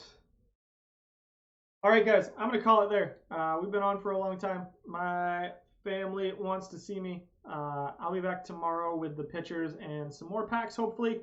I appreciate you guys. It's been a long stream today. Lots of people in here. We had a lot of talking, and I really appreciated that. It was awesome. Thanks again. Check out the previous stuff. I'm going to throw today's and Monday's videos up on YouTube tonight so you can check out my channel. I'm trying to get to a point where I can edit the videos so you don't necessarily see all of the extraneous stuff, but we'll see how that goes. Otherwise, we'll just check real quick on this bronze tournament score, and then I'm going to go ahead and log off. Thanks for all the follows today. It was like three or four. 4 new follows today. Craziness. Completely unexpected. Let's see. The Isotopes are up 3-0. The Decimals are going to get knocked out in round 2. So unless they have a miracle comeback. But otherwise, we're going to log off now. I'll see you guys later. Have a great night, and we'll see you tomorrow.